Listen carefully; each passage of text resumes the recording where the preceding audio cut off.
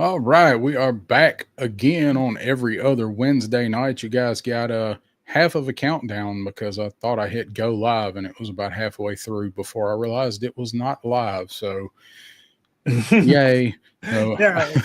welcome Technical back. difficulties.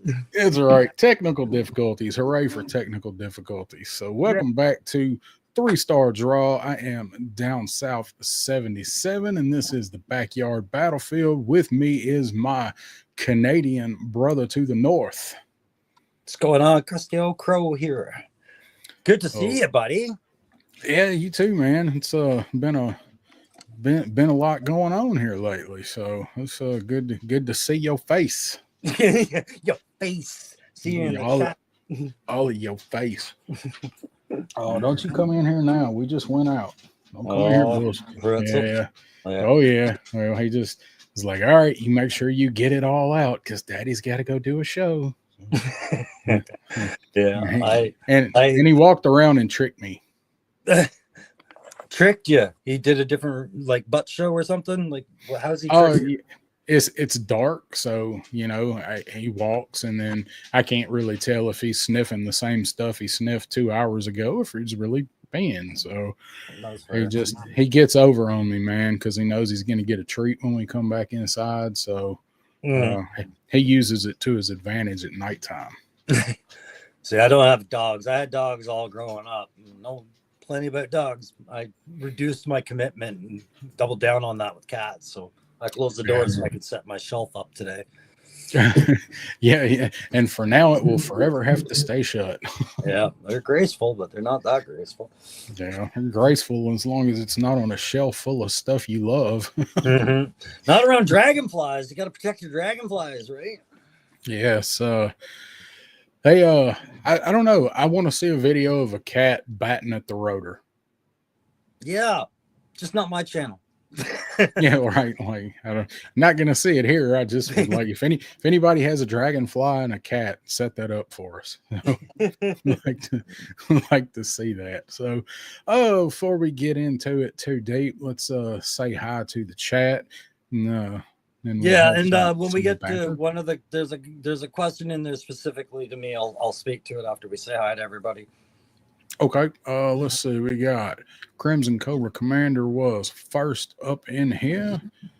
Waiting on Crimson Triple C. Let us know. Did you get your delivery today, buddy? I know you're itching on that. Yeah, he said one more day. Wait is killing me. He put out a video or a post earlier saying that he wasn't sure if it was going to get there today. So hopefully it did.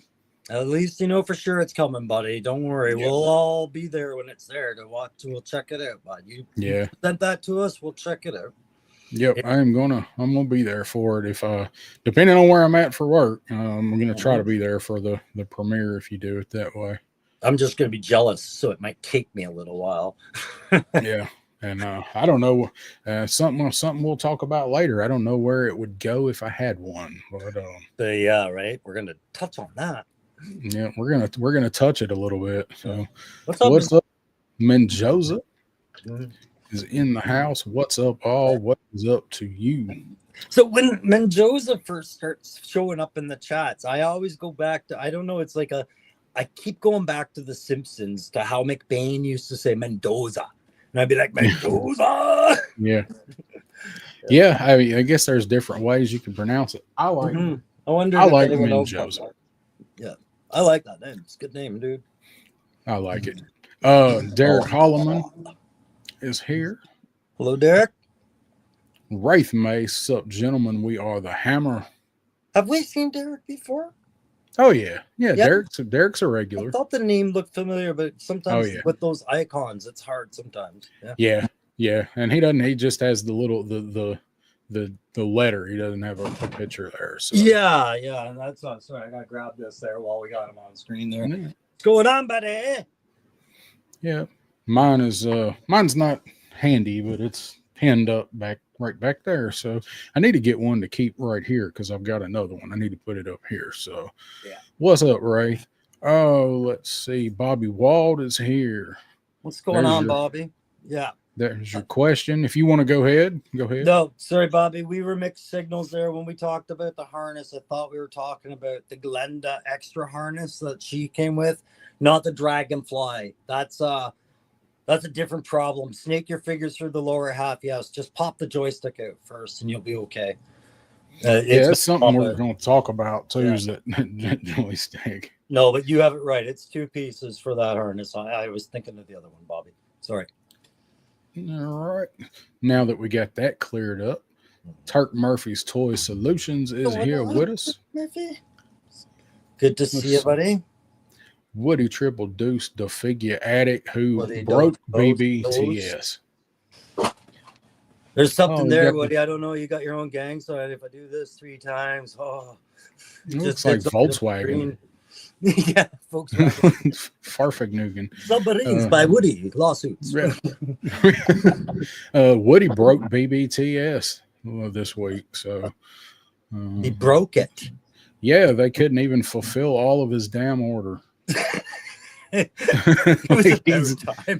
He's ruined BBTS for the rest of us. He's fulfilled his destiny then. Oh, let's see. Trying to see what all. I think that is everybody who has spoken. Got my Dragonfly last Friday. Wish I had the space for 2. Sing it, man. Yeah. Sing it. Yeah. I would have loved to have done both too and have them over each other, but yeah, I have. I have another one on the kitchen table still in the shipper. Yeah. That's a whole nother. I meant to talk to you about that, but we can talk about it on here. I'd like to actually get the chat's opinion, so remind me to go back to that. Yeah, sure. Yeah. And see kind of a side discussion from the intent of tonight's show anyways, right? So yeah. So let's see. Oh, yeah, I am. It's not something that I need like more than one of, as cool as it is. I would rather, if I was going to have 2 for my personal anything, I'd rather have 2 hisses, honestly. Yeah, I agree. And at this point, I mean, the satisfaction level versus shelf space, which is something we're going to talk about, one of the few things we're going to talk about tonight. I think I'm just going to save up for the next one after the Rattler. And be content with that idea, and maybe start making plans on how and where to present the next HasLab. Because some of you guys have to think about that with the Rattler now that you have the other, right? That's the crazy thing. Like if you have the Dragonfly, you realize how big it is. If you don't have it, you've seen the pictures, you've seen the video, you've seen the dimensions on it, but that it doesn't do it justice just seeing the dimensions. But when you think about the length of this thing, the Rattler is this squared, so it's going to take up as much length and as much width space. It's just a little bit shorter, but the wingspan of it, of course, it folds up, but who wants to display it folded up? Well, I mean, I kind of would if I had the right backdrop. If I could do like a hanger or something, right? Like, I mean, like that's what I like about these HasLabs is they kind of do, like we always say, the dream projects, and having the folded wings to an aircraft I thought was brilliant because it's a tone of realism and it didn't do anything to change the model really. It's still a Rattler. No, it's still, I mean, it's a perfect, I mean, assuming that the construction of it comes off great. Like it's a great idea making it that way, so you're not eating up 3 feet of shelf space. So Todd C is here, happy with the Dragonfly. Overall, yeah.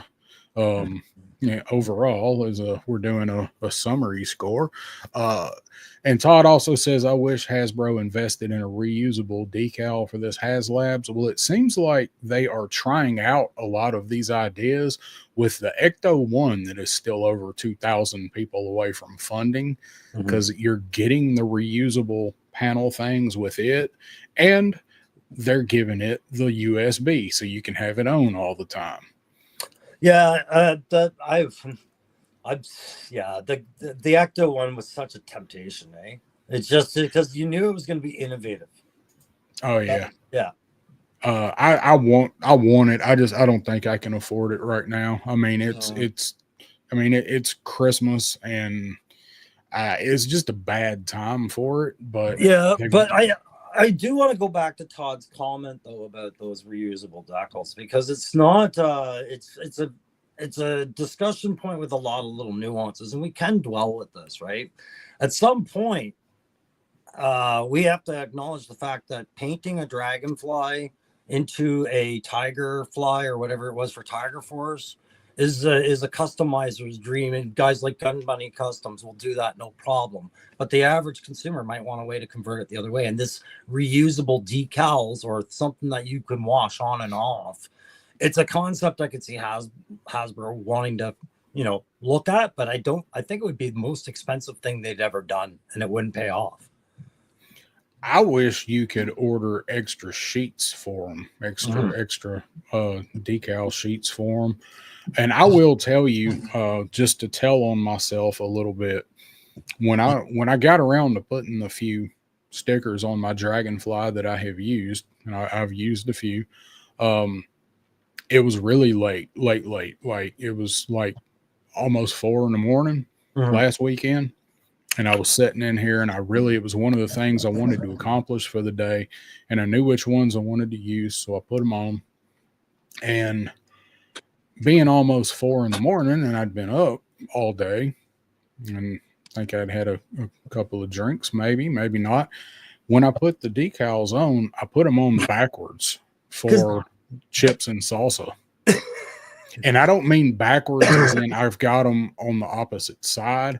I mean, one of them was on the inside. Because I was like, oh, I want to get this done. I'm so tired. And I put them on, and I didn't put the pods on right away. I left them sitting there. Okay. And I got ready to put them on Sunday or Monday before I got ready to put them on.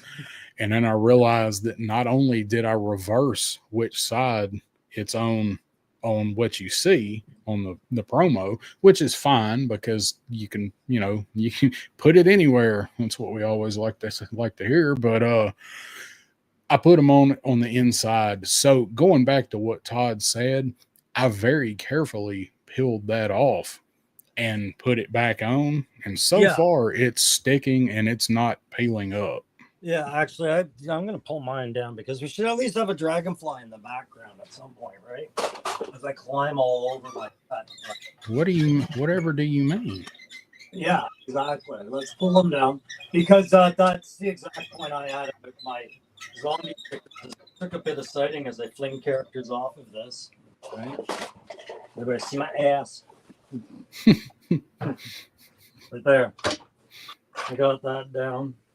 But yeah, this area took like 4 or 5 attempts to make it parallel with the exact same one on the other side. Crow, if you do that 3 times, I appear in your the Woody. Yeah, you're the new Beetlejuice. Woody. Get your credit card. Is he Candyman or Beetlejuice? One of them I'll call, the other one you can call. That sounds like my kind of party. I just spilled coffee all over the armrest of this chair. Right. I guess hadn't been drinking long enough, I guess. Yeah. So the decals, if you do have to take them off, you can re-stick them. And I actually did that twice on one of the pods because then when I put it on, it was backwards. Yeah.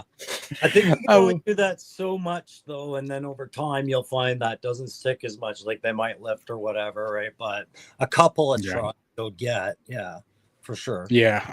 So I got them on right, and so far they seem to be sticking. I put some pictures on Instagram Monday night, and you can see one of the pods, you can see chips because I got chips. If you're looking at it like you're in the cockpit, I got chips over here and salsa over here because the way I looked at it was like it works because I look at the left side as the driver side. So Wild Bill's technically the driver. So it works in my head, and that's all that matters. Yes, hit that like. What's that? Hit that like, fellers. Turk Murphy said, "Hit that like." And yes, because I will forget to say doing nothing while we're talking. You should. Yeah, man, you're not doing nothing. You're just listening to us ramble. So, we can't say ramble. Ramble's trademarked. Well, prattle. Wednesday night prattle. That's such a Southern thing. I like it. It's not in widespread use, though. You don't hear it much anymore. It's fell out of favor. Yep.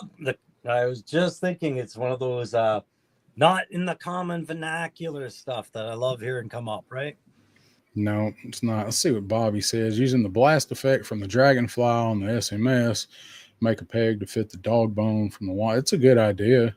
Yeah, and it did bring up the one point I did have about the blast effects on these things. It was like, okay, thanks for all the amazing new blast effects for the 50 cals on the side and all the other, hardware gets a blast effect.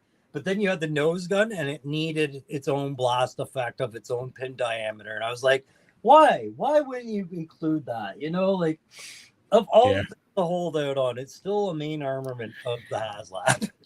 And they've given us that one of those blast effects so many times. But I tell you what, I used the one, the reddish one, the smaller reddish one that come with the Viper 3-pack, and I lost it. It fits in there, but it does not go in real far. Yeah, long enough for me to get some pictures, and then when I got ready to move it, the blast effect was gone. Yeah, and I was kind of surprised that they didn't have, their own kind of blast effect for this gun, because this gun is, it's kind of a feature point of the Dragonfly is its weapon systems, right? You would think we'd cover it all, but that one went overlooked or just dismissed with they probably have enough blast effects. We're not worried about it, right? Yeah, they were giving us the giant rocket blast over here, and then they're like, they won't remember what goes over here. They'll never know. Pay attention. Yeah. I think about all the other. I'm trying to. I like these, but at the same time, I wish there was almost like a little piece you could get that would cover this if you didn't want to use it, so you could just. You know what I mean? That would be for the S and stuff like that. You've got to get it turned like just the right way so it doesn't show. You got to make sure you get the right one in the right spot. They are freaking cool, though. Also, they are. They're really nice blast effects, and they're not. No danger of them sagging. That's for sure. So, should we tell these guys what we're going to talk about today? Like, we've got we were talking. We have plans, guys. We're going to talk about the of course the Dragonfly from flash to bang, as it were, right, Darren? Yeah, and then we'll talk about why is it we want to upgrade these toys, right? Like it's kind of one of these hot button topics. As a new toy comes out for the Joe line, eventually it's what can I do to this, right? Yeah. And sometimes it's right as soon as it comes out. It's what else can I do to this? Like I didn't just spend enough money on this. And we'll just address that. I know that's going to be a topic other people will talk about that their way. We'll just touch on it today, and then we'll talk a little bit about maybe getting ready for that next HasLab, and we'll have some fun with that and ask you guys some questions about that as well, right? I don't think I left it out, did I? No, I think that's got it. We were gonna start talking about the Dragonfly from like the campaign on through actually getting it in hand and what our final thoughts, and talk about the figures a little bit. But question from Crimson Cobra Commander: you guys really want a Mobat or a Mauler for a HasLab? Because I do not. I don't like tanks. No offense to anyone. I know it's a humor right now, but I really don't. I know. So I think most everybody wants a Mobat or a Mauler. I've got a Ramen Hunter coming. So actually I gotta pay that off fully. I gotta put the last bit on it. I put my deposit on it, and now same here. Don't remind me. That's a next year problem. I've got until July, so don't remind me. So surprised Triple C. He must have just been asking you and everybody else that question. You know, I'm a qualified tank commander here in Canada, right? Triple C. Yeah. Of course, I want the damn tank. Yeah, he's got his tank. He's got a tank license. Yeah. Okay. So yes, I want it. Yes, I want it by HasLab. Absolutely, but not the Mobat. Right. And I think I've talked to a couple of people about that, but it's a good question. If you had to pick between the two, Darren, which one would you pick? The Mobat for the OG13 Victor or the Mauler for the updates? I have more sentimentality for the Mobat because I had the Mobat. It was one of the first Joe things that I had. And but I always thought the Mauler was a little bit cooler. So I think the Mauler is more of a functional, it's a more modern looking tank, right? So I think the Mauler would fit into the classified theme better than the Mobat would. I would take either. But again, I have a ramen tank coming. Now I would, and it looks like a combination of both of them. You get the best of both worlds with the Ramen Hunter, but it is not a Hasbro G.I. Joe product. So if I had to choose, honestly, I would probably go Mauler, but only if we got heavy metal and Steeler with it. And that would be the clear tier unlock discussion. Who comes with this? Because with the Mauler, it came with Steeler, but you also got to remember, with the Mauler, there was only one spot for that guy in his cupola on top of the turret. The cupola, you pushed it forward and backward to get it to go, right? And then the turret could pivot. But that was it. There was no other opening for any characters, any drivers, or anything else. And the Mauler brought all that to the table a little bit better. Yeah. I think the Mauler would be the better investment, but you'd still have to go and get Steeler into the line this way. Yeah, it would have to come with both of them. I think that would be the way to go. Would be the Mauler, and I don't think it should be. If they did that, I don't think Steeler should be a tier unlock. I think it should be both of them, and then whatever other tiers it might come with. But because I want Steeler, I love Steeler. I had that Mobat. I was a big Steeler fan. You know, when he got to bang the Baroness. So, you know. So I will say what's up real quick to Mr. Mad Gus is here. I like the fact Steeler was the sole survivor of his squadron at one point, right? Like they've always been a dark story, and it is dark, man. Like to watch him watch his own tank squadron getting wiped out and things like that. I like how dark Joe can get, and I know they're getting darker. We'll talk about that another time. Hey, Dave. Yeah. Daredevil Dave in the house. But I see Dave says Mauler. Triple C says, but where is the comment? He asked about it. Shouldn't it be on shelf? Was it? Where is it? Don't you think the Mobat could be a Hasbro Pulse exclusive? No. Neither one of those. They're too big. Yeah. The something like the Thunder Machine, I think, could definitely be a Pulse exclusive. It wouldn't be $100, but I think something like that they could do. But you know, they could do it as a HasLab, but they could do it as a regular release. The tanks are too big. So they could build a Mauler or a Mobat and put it direct to retail. But you got to think about what's going to get compromised as you have to put it together at home, because you're not paying for put that all together in the box. And when you get into a track system, there's too many breakable parts with the return rollers and the wheel system. They would be asking for too many problems. If you've ever built a tank model, remember how those sit on those pins, and it's just not worth doing unless you're going to do it with big money, big plastic. Yeah. Todd has a good point. Putting OG13 in a HasLab, may the man tears commence from the man babies, and they would flow. Well, I mean, they'd have to do it like maybe in an alternate outfit and then release him carded separate. 100%. It's not Dirty Pool if it's got a plan to release that same type of figure better in a better market, right? Yeah, just not a better market. Because we just got Ripcord, which is not the Ripcord I want, And we got Crazy Legs, who is infinitely better looking than the regular Crazy Legs was anyway. But not So regular Crazy Legs, yeah, right? it's not regular Crazy Legs, but That's yet you to know come. what? The mold is there, so they've already got it. So maybe in a year or whatever, maybe they'll do it. We have yet to see a Hiss figure, but they're only doing those 3 at a time. So And as it's far gonna as take a while.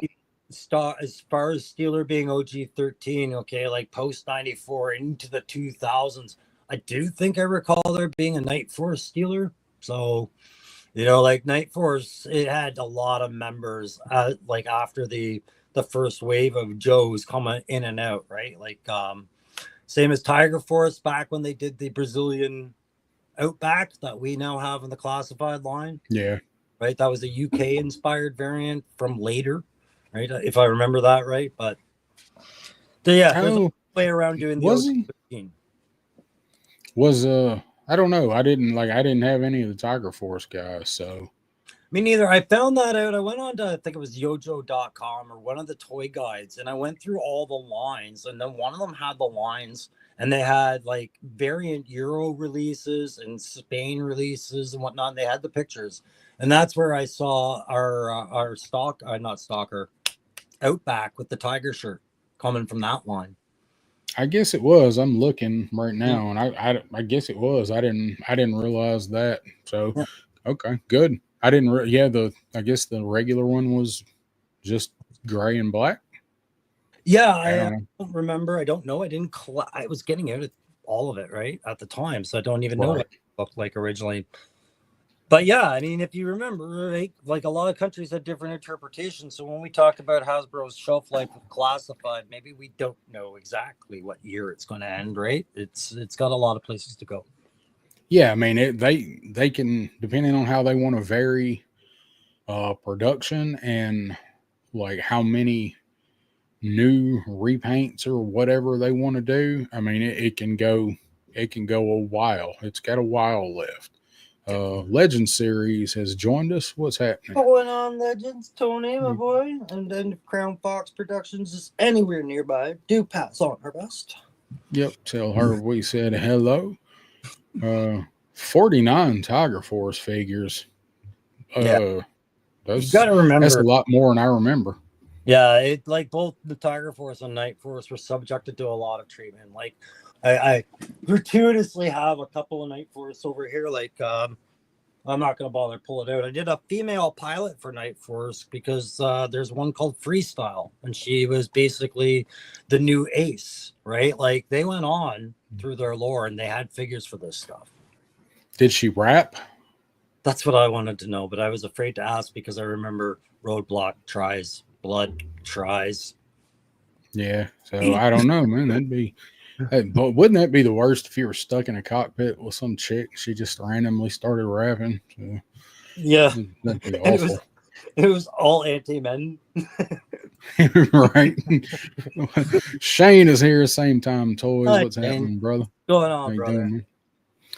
Oh, good to see everybody. So 19 in the chat last I checked, or 19 or 18. So we've jumped up a little bit, and it's great to see yeah, it going up. Thank you. thank you everybody for tuning in.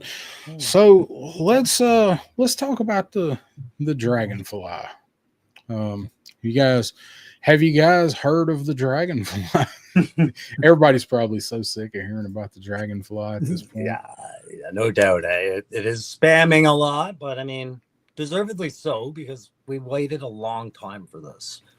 Yeah, so we got to talk about it for a little while and get everybody's definitive points and stuff. So I was just trying to think back to when when they first announced it, right? You remember it was like the worst kept secret ever.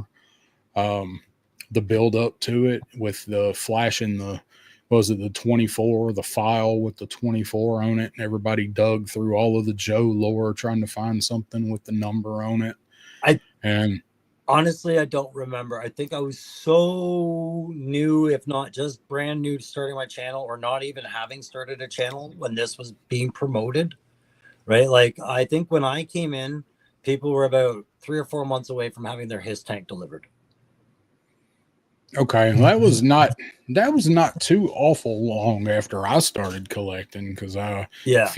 about 6 months, I guess. So because I got into classified in March Yeah. last So year. So I mean, it could well be that during that time they did have what you were talking about, the worst kept secret available. I just probably wasn't knowing how to search that or even know it. yeah, Right. So yeah, that was in going or all the talk in the Facebook groups and stuff, about it. And well, what is it? They're dropping clues and whatever. So this was back. This is back on Pulse. I've got Pulse pulled up, and this is the initial pictures from the campaign. So it's going through there, looking at like the differences in the model here, the mock-up versus what we got, and they got it pretty close. I do like. Remember, they went back and they changed those rounds because yeah. people were talking about the blue was something dummy rounds or something. So the blue's the plastic cover of a round, but it's a different. Usually, it's a good point. Yeah, these plastic covers are unsightly if you don't know how gunnery gets ratcheted up. But yeah, they would probably be popped off before the mission, anyways, because they tend to jam. Yeah. Aha! Yeah. Knowing is half the battle. There you go. So, just looking at some of the pictures, like. I mean, the finished product is not really that far off from what they showed us way back then. I mean, there's our blast effects. Everything looks pretty kosher there is what they originally showed us. That blast effect is a different color, though. They've got gray in there, and ours are white, right? Yeah, that's true. That definitely looks better with the white. Yeah, and it does look, like Hasbro lighting. Here was one thing I did have an issue with, actually. And I'm glad we're right here on this shot. When we talked about Hasbro's lighting with their vehicles, we had the his tank to go off of, and the interior lighting on that had some great residual effects. Right, it wasn't expensive for them to, while they're doing all that cool lighting in the cabin, the back could be coincidentally lit or purposely lit for no extra cost, right? Yeah. You had that play space in there, right? With the two crews getting their green light in the compartment here, I wish they had done something more with the blast effects ports for the two guns. Because if you look at these blast effects for the guns that are firing, and I just mean the nose guns, it almost looks like they're illuminated. And I think they could maybe achieved that. Just maybe could have achieved that. Yeah, it does. I mean, that's all, in the photography and the playing with the contrast and the saturation and stuff. I do think they kind of, oh no, I thought there was another picture, a close-up picture of the blast effects. Is that the same picture? It looks like the same picture. Yeah, and I realized it was trick photography early on, but I was always kind of sitting there going, but why wouldn't you try? You know what I mean? That would be awesome because we've seen some, some props and things with like torches and fire effects where they're done with the plastic and then they have a little LED in them. So I don't think it'd be that hard. I don't know what it would add to the cost, but I think I would love to see that be something that somebody tries. I do want to say, what's up, D Griff? I'm listening to you guys while assembling the Dragonfly. Came today from an eBay pre-order. All right, time out there, D Griff. Before you put that tail in, I was chit-chatting with a certain punk who plays with toys, not name dropping, but we talked about that tail, and he had a brilliant idea. It's all his idea. Put a piece of clear tape over the tab on that and test and see if you find that easier to remove if you ever want to remove that again. Anybody who's worried about removing the tail fin on that, he suggested a clear piece of tape. I think somebody suggested it to him. Just laying that over that little tab, and you might actually be able to take it apart one day if you needed to break it down. That may work. I think maybe like packing tape or something. Even Scott could see it, right? Just slip it. Yeah. Be really careful if you're flying that thing around, holding it by the tail section. Yeah. Yeah, and that thing locks in, bro. Like that ain't going in. It's curtains. And Joe Fan 84 has also joined in. Hey fellas, what's up, Joe Fan? Hey, what's going on, man? Oh. Did I show that? There it is. Okay. Yeah. So yeah, man, have fun putting your Dragonfly together. It's fun, but I can tell you, like, if you're wanting to like play around with it and like, you know,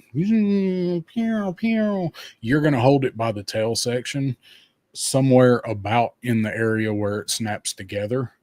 Believe me, I know. I flew it around the yard the other day. Did a video on it. Yeah, that was did a video. Go check it out. Yeah.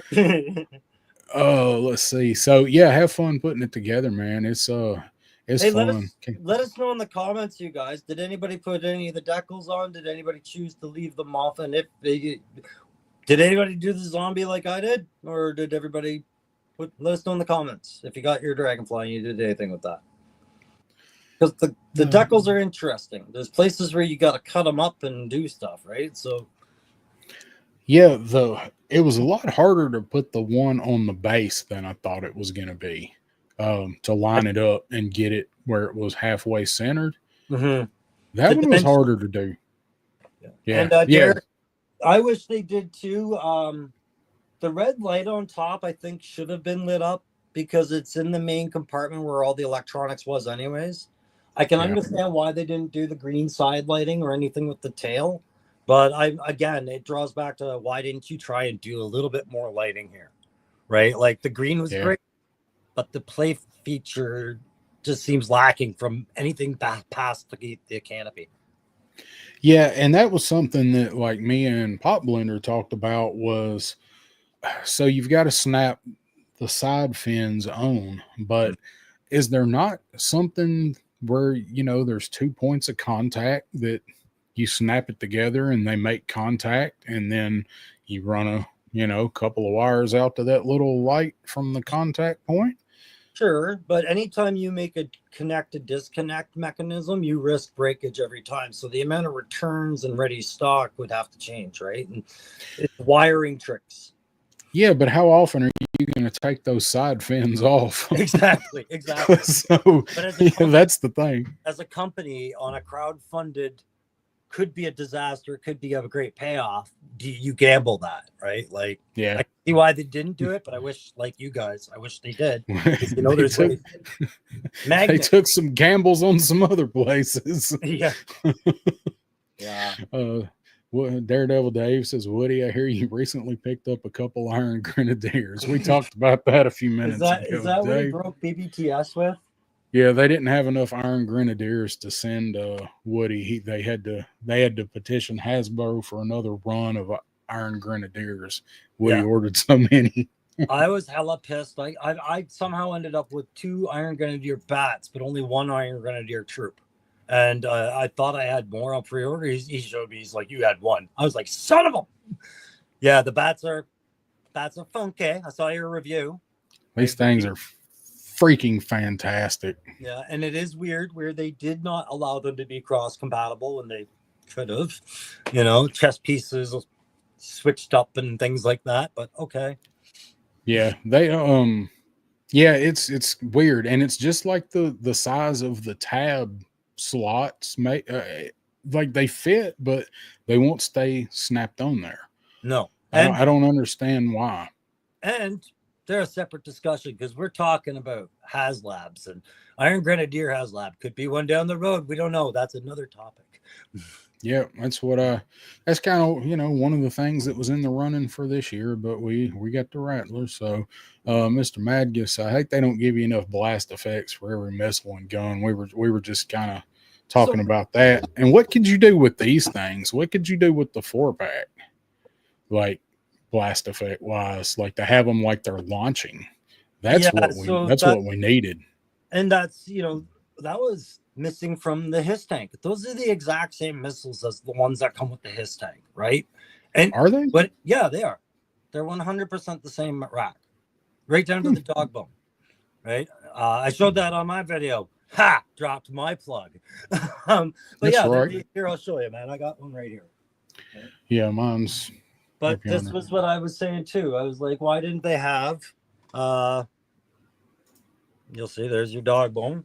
Why didn't they have these available? And now I can't find my Dragonfly ones because I put them up somewhere, but take my word for it, they're the exact same missile, guys. Well, now that you've got it right there, I guess maybe maybe they are. I didn't even realize that they're the same damn missile. I'm just trying to see where I put my rack. Oh, there it is. Yeah, now I can show you my ass. You guys like it? Been working out. I work out. I'll work out. There you go, guys. Okay. Yeah. So I didn't realize they're the same damn missile. Yeah, but I mean, like, if they didn't solve it for the his tank, you'd figure they'd solve it for the Dragonfly. He's got a point. No, you know. Yeah, I mean, but you know, like we talked about the chin gun. You don't get one for the chin gun. You have to dig one up from one of your other packs for the chin gun. Yeah, I mean, it's believe me, and I'm Darren. I know you feel the same way sometimes, but it's like we're fully aware how this sounds, complaining about what a toy didn't come with or how it didn't satisfy. But it's like, Yeah, no, it's fine. These are just observations, and it's often wondering why didn't they decide to do that? You know, like why? you know, and it's something I don't think it would have been that hard to engineer. You know, let's do a blast effect that snaps in to the dog bone, and then the other end snaps on to the hole for the missile. So, decals. Woody says no decals. Derek used chips and salsa and the Dragonfly on the stand. Turk said no stickers. Oh, let's see. The way that would. I was just See wondering what else. way you could notch it and just have it sit, but no, you can't. There's no hope to get it on there at all. Yeah. So, and Turk says no stickers on his. Mr. Madgus, did your neighbor look at you like you were nuts? He actually didn't see me when I was out there flying it around, but he did see me when I was carrying the hiss and the text missile and the stinger out there. Mm-hmm. He did see me carry all of those out there, and I was setting them up on the rocks, and he was over by the fence on his mower like, what's this fucking dude doing? But he knows I collect toys. He doesn't know I have a YouTube channel, but he also collects toys, just different toys than I collect, which I thought was freaking hilarious when I found out that my neighbor collected toys, because like he's this hard ass, he's an ex-Marine, and like I knew he was an ex-Marine before I ever heard him speak a word to me because I heard him yelling at his family. So, but when I found out that he collected toys, I was like, I saw, because I run into him at Target one day and I was leaving the toy aisle and I glanced over and I was like, was that my neighbor? It's like, that was my neighbor in the wrestling aisle. It's like, it's got to be him. And then I found out later when we talked, which is not often, he collects wrestling and he collects Hot Wheels. Oh, so yeah, and I did Hot Wheels before I came to Joe, just for a little while. I bought dozens of them. I get it, right? But because you think Joe people are crazy? Yeah, exactly. You should see when a new case gets opened at a Walmart, the frenzy, right? For those treasure hunts. Man. Hey, oh man. We were mistaken, guys. There is a blast effect that works with these missiles. It's the same one that works at the back of the White Rockets, works at the back of these, but they just don't have the special launch, right? Yeah, I knew they'd fit. I meant for like launching them out, like, and that's just you can only show like the big one back, prepping to launch. Yeah. So let's see. Trying to read through the comments here. Joe fan still saving up for the Terra drone and like the Dragonfly, but I want the drone more. I knew you were talking about that that Terra drone a week or two ago. I mean, it's a good purchase if you're collecting retro stuff. If you're still into the vintage, Terradrome is definitely one that you would want if you're building a big vintage collection. I had it. It's amazing. So, yeah. I don't know. Like, the Terradrome vintage stuff, those prices go up and down. Like they were really high and they've come down a little bit from what I have seen. But the Dragonfly prices are only going to come down. They're never going to be retail again, but you're not going to see them. You're already not seeing them for $550, $600. They're already in the neighborhood of $450 to $500. I've seen two for $425 shipped. So yeah, I mean, as the market grows for classified, so does the knowledge of how to get the HasLabs, right? And you got to figure the resale market's going to continue to shrink in its competition as more and more people know what the more reasonable price is, right? If you know how to negotiate, know where to land on what's a fair price, and people can smell it, right? So I can see how that changes the market for things, but you can't compete against FOMO either, right? People will pay $100 for FOMO. Yeah, I mean that, and it's freaking, it's Hasbro, man. They're all about some FOMO and driving that FOMO. Yeah. Let me put it to you this way: you guys, you will see a wild bill almost exactly like this one, probably in the retro line or in classified under some, variant at some point. If they do another wild bill, which they should, but they probably won't. But just his holsters are in the wrong spot for him to be the retro. No, they're not. I've looked at too many pictures where they're strapped to the side of his leg. Hey, then them pictures are wrong. Well, mother, let's check that out. Are you sure? Because I can't with my tablet. He carries. Okay, I might. He carries cavalry style, which is like a setup for cross draw. Mm-hmm. And he draws in a cross draw, but it is a cavalry carry. He uses a cross draw, but it's a cavalry carry. The original art that Ron Rudat did for him, that's how he carries them. He carries cavalry style. Right, but what I'm saying is with the figure, right? They couldn't put the holsters on the hips. They had to put them on the thighs. Do you see he has a gun belt. Yeah, he has gun belt, but even just having them on the thighs, that's a whole different approach to the figure they could take if they wanted to do another variant, right? That's all. Oh, you mean putting them on the thighs? Yes, because that's how the 3 3/4 figure ends up looking, because you couldn't put anything on the O-rings thigh, like on its hip, right? Yeah, I got you. I see what you're saying. Good. I'm glad we've solved that. Yeah, I was like, no, he believe me, he was a he used the cavalry carry. Oh yeah, all other aspects I was fine with. I was just more like, wow, it's a lot of people are going to pay through the ass for him right now, and that's the sad part, right? Yeah, that's what I'm talking about. Right? Yeah, so they could do thigh holsters for him, and they could do him like in sunbow colors. So but no, I thought you were saying that it wasn't that way on the original or whatever. No. Yeah. We got that right.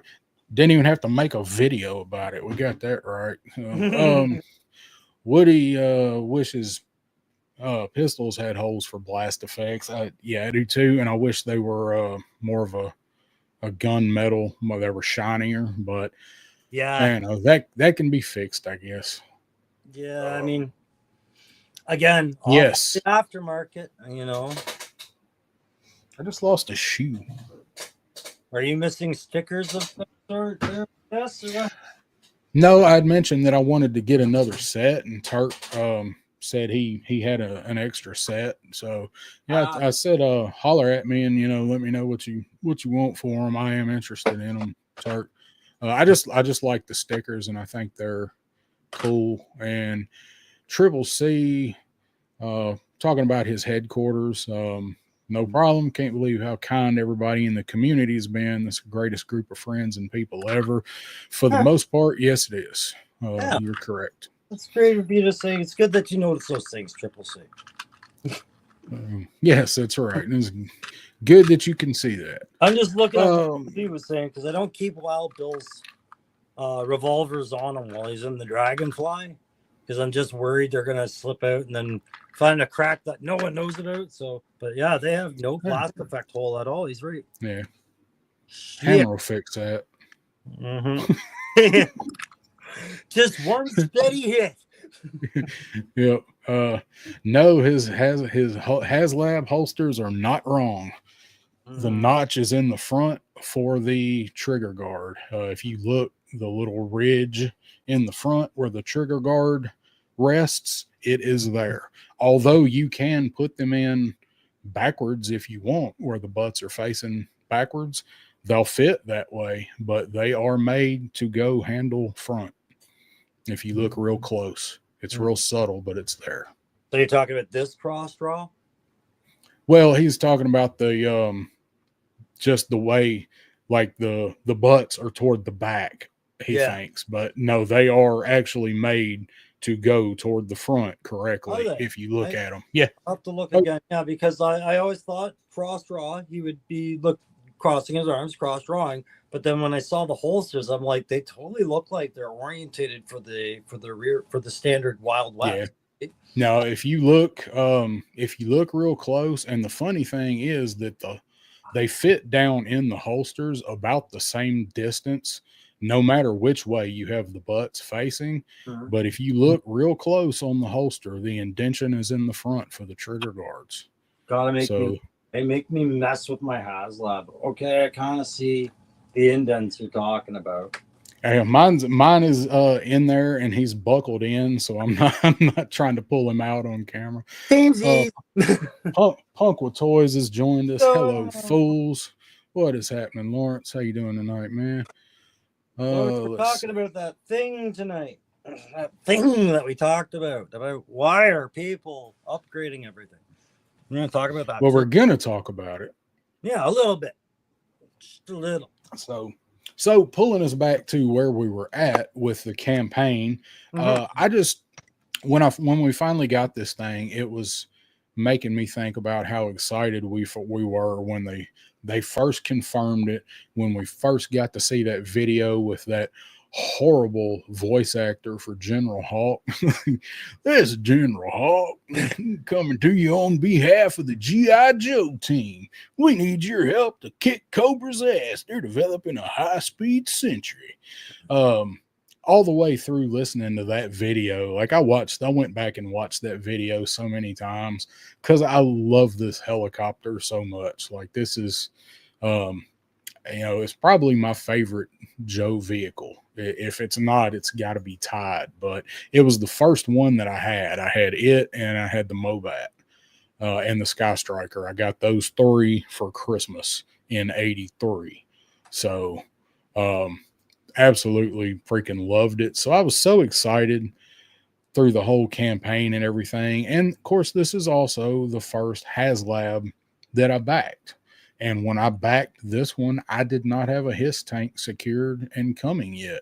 So I was excited to be part of the campaign, and it was for one of my favorite, or, probably my favorite vehicles. So getting it and putting it together, I was kind of reliving all of that excitement of when we first got to see it, back then.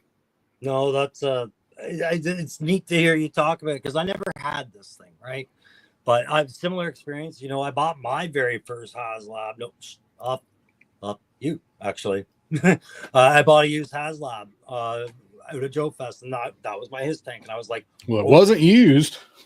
Well, not used. Sorry, it was so the aftermarket buy. Right, I didn't buy it, didn't back it. I bought it. Right, so but I got it back, and I was like, I am so getting another one of these. Right, and the Dragonfly. Yeah.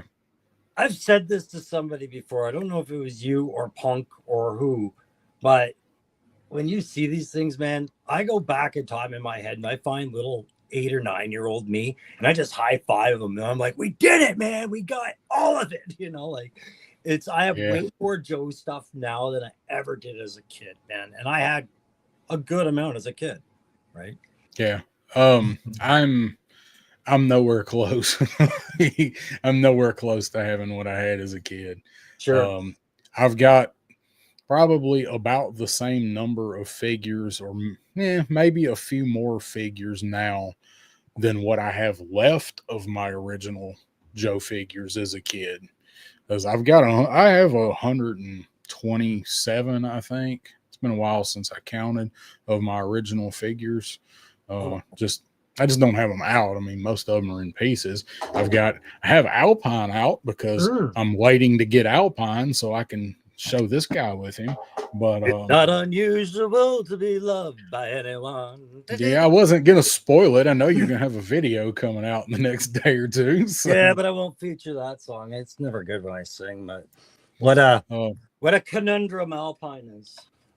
Yeah, so big time. So, but with the figures, like, just it's come so far, and I'm like you, like some of this stuff when I mess with it really they hit the nostalgia feels, because I remember that Christmas morning seeing the Dragonfly, and then here I am putting it together in here, and I'm seeing it again. There are some things that I wish was a little different with it, but sorry, Triple C. I know you want to send me some stuff, buddy, but this isn't my stream. I can't look at what you're sending and put it on the screen. So if you could wait till after the stream, that'd be great, buddy, because it's blocking my view of Darren when I get these pop-ups that you're sending me stuff. But appreciate you sending stuff, though. Okay, we'll just time it a little bit later. I need. I'm looking. I'm looking through messages, going, "What did he say?" No, all right. It's not his fault. Message. Didn't think I'd get the pop-ups, but it's because I stream off my tablet. My tablet shows me everything coming in, and if I mess with it right now, I'll go right off the screen. So, do send me your pics just after the show, bud. Yeah. So, Dave sees shit everywhere. Like all the Walmarts near Dave get new figures. He's seen Alpine, so yay! I got him ordered in 3 places. Mr. Madgus really sucks not having a hiss. They're out there. They just So right now, I've just watched hoarders come out of the woodworks with hisses. Right. So I just saw on Facebook Garage Sale there's a guy up in Lincoln, Ontario. $800 Canadian. That's what, 600 US. I don't know. Somewhere around there. You're asking the wrong person. No, but he's got like 8 or 9 his tags in the photo boxes, right? So some people have been sitting on these, and I think it's starting to sink in. The market may not be what they thought it was, and this might be the right time to sell. So you should be seeing more hisses than anything right now. That's $572.59 in United States dollars. That's still a pretty good. That's a pretty hefty sum. The hisses still, like, I mean, they're never going to go down. Like they're never going to hit. There's never going to be a rock bottom for them. But if you're looking for one, and you can wait and you can wheel and deal, you can find a hiss right now with all the tiers. I've seen them for $425 ish. I've seen a couple for $4, not many, but they're hovering around $450 with the tiers. Now, that being said, it could be the comment. Sorry, can you pull the comment up again there? I just want to make sure I'm looking at this with other sets of eyes. But he was sad about the hiss not having one. Who was that? That was Mr. Madgus. Okay, so there's also the aspect of maybe you made a sensible call and chose not to buy that because it wasn't the right financial time to buy something like this. We are talking about a toy here. It's a nightlight toy, right? Like, and toys. So, not buying one. Yeah, it might feel bad, but there's too many people, too many ways that, people can get these, and maybe they didn't afford it. Maybe they couldn't afford it, right? So I kind of feel for you on that comment, man. Like it took me a long time to make room for it too, right? Yeah, and my hiss was also on the secondary market. I had a friend that gave me a good deal on one, and I got lucky when I got mine. So that was how I got mine. Fine, secondary market. Thank you. Yep. So but with go ahead. I wanted to ask you a question about your Dragonfly though, and maybe you were about to say it too. Okay. What's up, what? Dreadnought K6? Sorry, Yeah. I didn't mean to interrupt you, but I forgot to holler at him when he come in. So. Okay. So when we got the Good trade. The tier releases, when they started creeping in with that information during the campaign, do you remember what was going on there? Like they introduced Wild Bill was coming. How many did they unlock at first that they showed us right off the bat? I'm trying to remember that part. It was just Glenda at first. Yeah. And then I think they it was just Glenda, and then Glenda stalled the whole campaign, and then they announced Ripcord, and it picked up a little more steam, and people were holding out for that last one because that last tier, remember, everybody was like, is it going to be Doc? Is it going to be Airborne? You know, what's it going to be? So that was the order. Okay, yeah, because I just remember Crazy Legs was the last edition, and the renders weren't even ready yet by the time they revealed it. Like the picture stood out as like, here, just look at this. You know, I was more surprised with just how good that figure turned out for being the last reveal and what it looked like when we saw it, right? So yeah. And I mean the hiss, when the hiss came, like everything that I went back and I looked at for the hiss was like, damn, this is even better, you know. And the Dragonfly, I mean, everything looks, nothing looks worse on the helicopter. And honestly, I think the figures look better in person than they did in the renders. Now, we never got a render, or we never got a anything other than like the drawing or whatever for Crazy Legs. Like we never got to see the figure or the mock-up of the figure for him until we saw him in person on the unboxing video. I think they all came out looking better than what we were expecting. I know there's a lot of people, we're going to have to talk about Crazy Legs' face. I'm fine with his face. I think y'all just a bunch of critical vain bastards. That's all. Guys got some delusions of grandeur. It's funny because like whatever flaws there are with his face, the rest of that dude makes up for. Yeah, I don't know, man. There's something about the face. I do see what people are saying. It's but he just looks like just another dude with a different face to me. It's not a bad face sculpt at all, I don't think. He kind of reminds me of a French Canadian. Tabernacle, you want to go jump out of the plane? In fact, Tabernacle. Completely unrelated, but you just said Canadian, and that made me think to ask you, like, do you guys do anything for Thanksgiving? I know it's a dumb question because it's an American holiday. Yeah. We just have it on a different date, and I'd have to to nail that down. I always get those mixed up. I mean, for ours, it's the last Thursday in November. It's next Thursday. Yeah. So I was just like, so that's just Thursday for y'all, right? Yeah. Let me nail down the date for you because I don't pay attention to holidays anymore because we're the modern family, right? If it's not Christmas, it's birthday. You know, you do it on the weekend that suits you. So let me tell you. Yep. Because I think ours was just before Thanksgiving Canada. There we go. Yeah, it was. It was October 14th. I wanted to say it was the week before Halloween, but it was the week before that. So October 14th is when we do ours, right? Joe fans got it right here. They had it last month. So yeah. Okay. Well, I was wondering because it's such a big, you know, whatever you do with it here, however you celebrate it or don't, it's one of the big ones. It's one of the big holidays here. So yeah, no, is it that big there when y'all have it? If you have families, like big families, you know, but I mean, like my family's not that big right now. We're spread out between here and Alberta, so we can't get together. So instead of buying a whole turkey, we'll just buy 2,000 drumstick and a breast, and we'll cook that up. That it's just not worth doing the big hassle for, right? Yeah, just go get a pack of turkey breast, the fancy turkey breast from the deli. Like we're gonna have the good turkey breast. Oh no, we still cook really good turkey. We just cook it in small parts. But, you know, it happens faster that way. This is about the only time of year that I can eat turkey because I like turkey, but this is about the only time of year that I really find myself wanting it.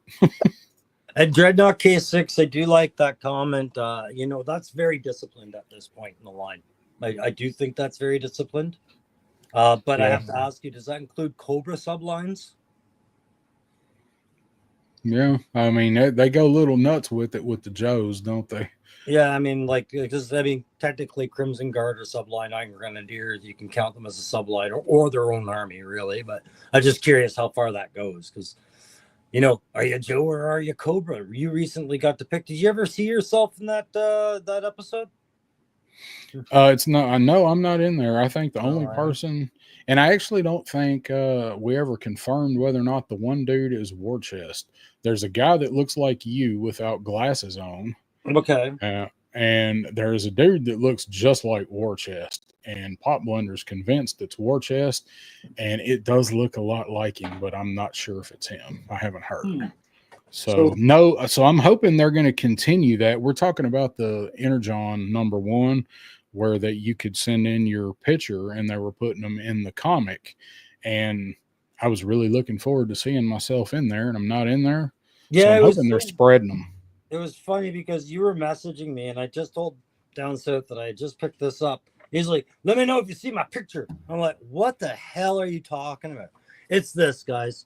So you want to give me full screen? I'll just quickly show them.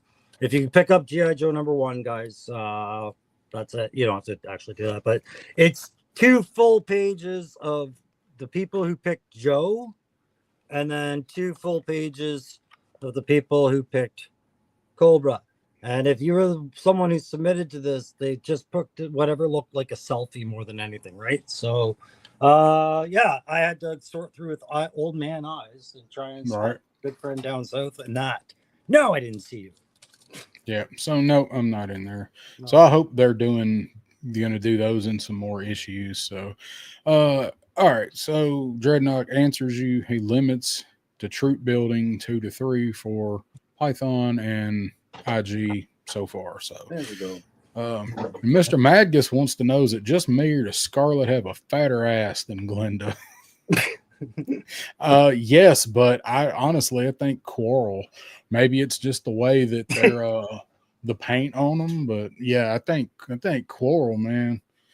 Quarrel's fire. The little she got that AC/DC haircut.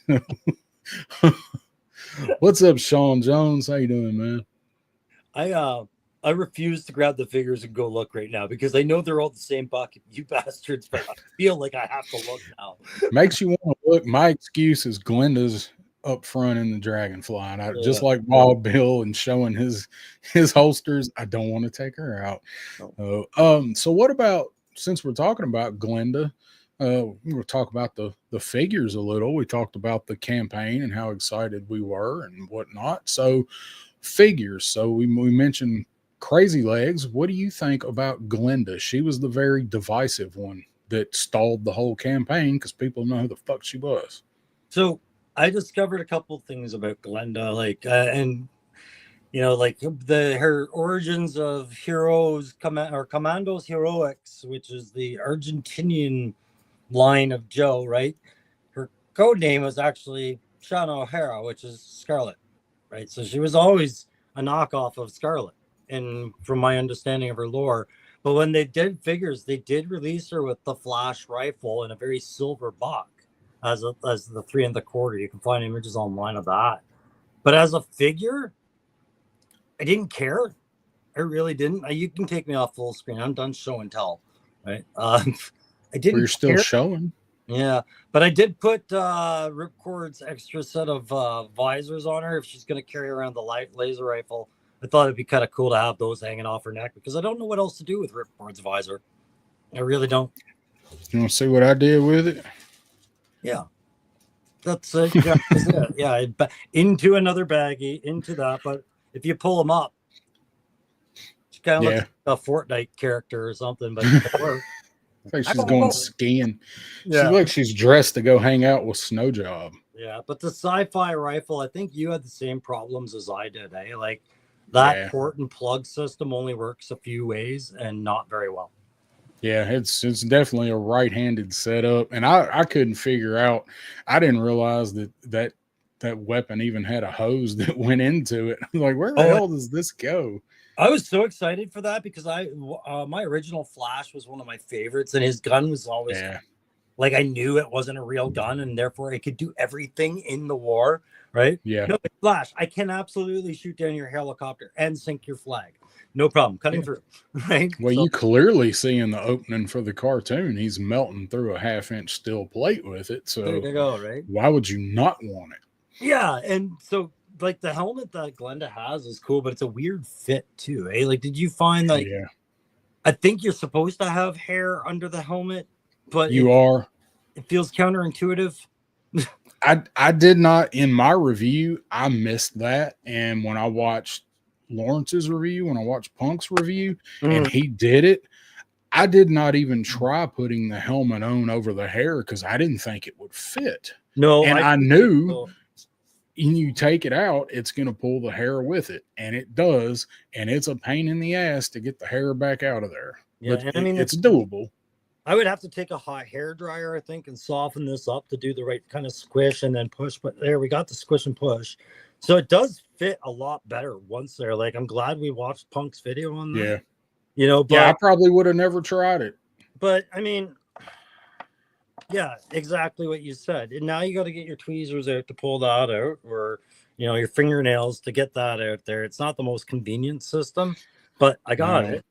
But if you put it on without any hair, and that was kind of where I was going, I don't think I've got this right. She just rattled around in there. Yeah. It was just not good. That's what I did because it achieves the same effect. You see her nose and her mouth. It's just like it fits really loose. I mean, maybe because the helmet doesn't have the plugs on it, maybe I should have been like, this doesn't, why? Maybe it goes on over the hair. But anyway, I didn't. So, but the Glenda figure itself, I wanted to dislike this more for what it was. And I ended up having a lot more respect for it. I won't say I love it, but it's got a lot of things worth liking. I was impressed. Now, I was looking forward to this figure. Once we figured out what the other two were, Ripcord and Crazy Legs, I was more excited for her than either one of those. And I was really impressed with the way the figure turned out. She came with plenty of gear. I think her figure looks better than Scarlet or Quarrel, with the red and the blue, or the blue and the white, rather. I like the white collar add to it, too, just to get a little bit of difference in there. The white collar added on there. And I'm even saying that with mine has a sloppy paint app on that white, on the shock absorber, whatever the collar pillow thing is. Mine's even mine has it too. Okay, it's not clean edges. No. Mr. Madgus says that made me want her as soon as I saw her. I knew she was a deep cut, wasn't coming around again. And that's kind of how I felt once I figured out who she was, because I knew that there were all of those foreign characters, but I didn't know it as a kid. I didn't have them. I didn't know about them. But as I got older and looked a little more into the lore and the past figures and toys, and I knew they were there, but I never followed them. Like, I knew there was another Scarlet repaint out there somewhere. So when I read her file card and followed up on her, I was like, well, this is actually a pretty cool character, and she makes more sense to go with the Dragonfly than either one of the other characters that they picked to go with it. Yeah. She's a helicopter pilot. The whole jumper thing being paired off with the Dragonfly, I mean, I get it, right? If you're going to deliver paratroopers, it's going to be on something that flies. But this is an attack helicopter. It's not like it goes up with a bunch of guys ready to jump. That's never. Yeah, it's not going to Halo altitudes. Yeah, but having a variety of co-pilots or gunnery specialists is a different story, right? And Glenda did a good job filling that role. But I think everybody just went and slapped Airborne in it if they had Airborne, right?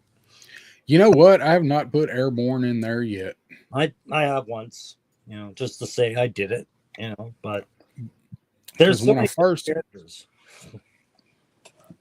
When I first got mine out, I put Wild Bill in it. And of course, I put him in the front just because it was easier to put him in the front and do a couple of pictures.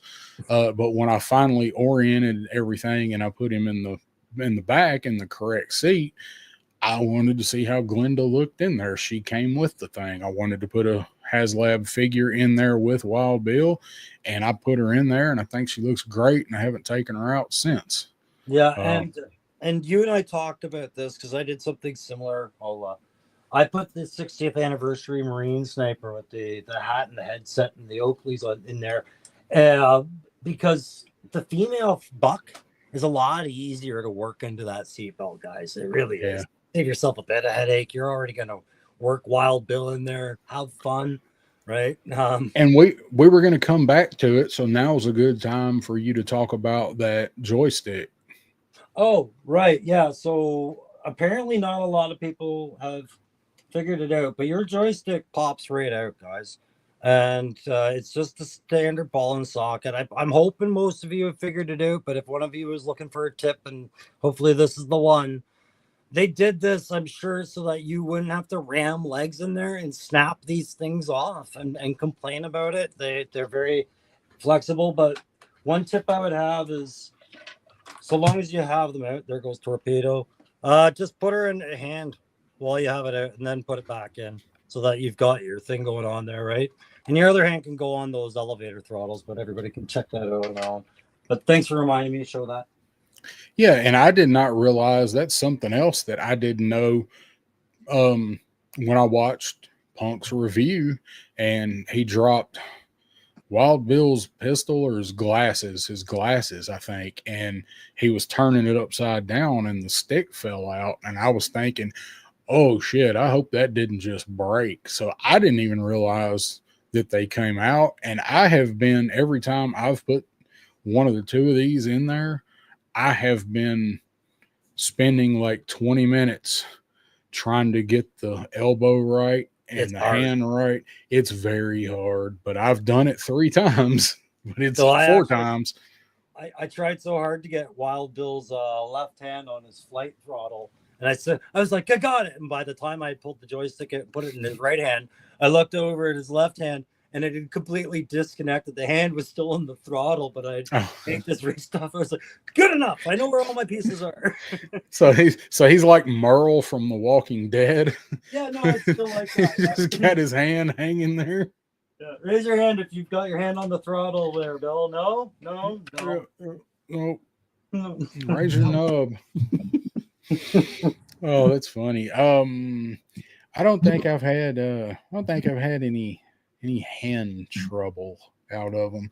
So we talked a little bit about Glenda, a little bit about Wild Bill. So before we move on with Glenda, this is the character that came with, I think, hands down the coolest subtle unlock piece of kit that was for the Dragonfly and for your entire Joe line, right? Yep.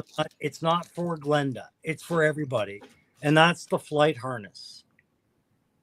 This thing was brilliant to throw in somewhere. I like that they gave it to Glenda. I'm sure everybody will enjoy this, and hopefully they find a way to work more of these into the line somewhere.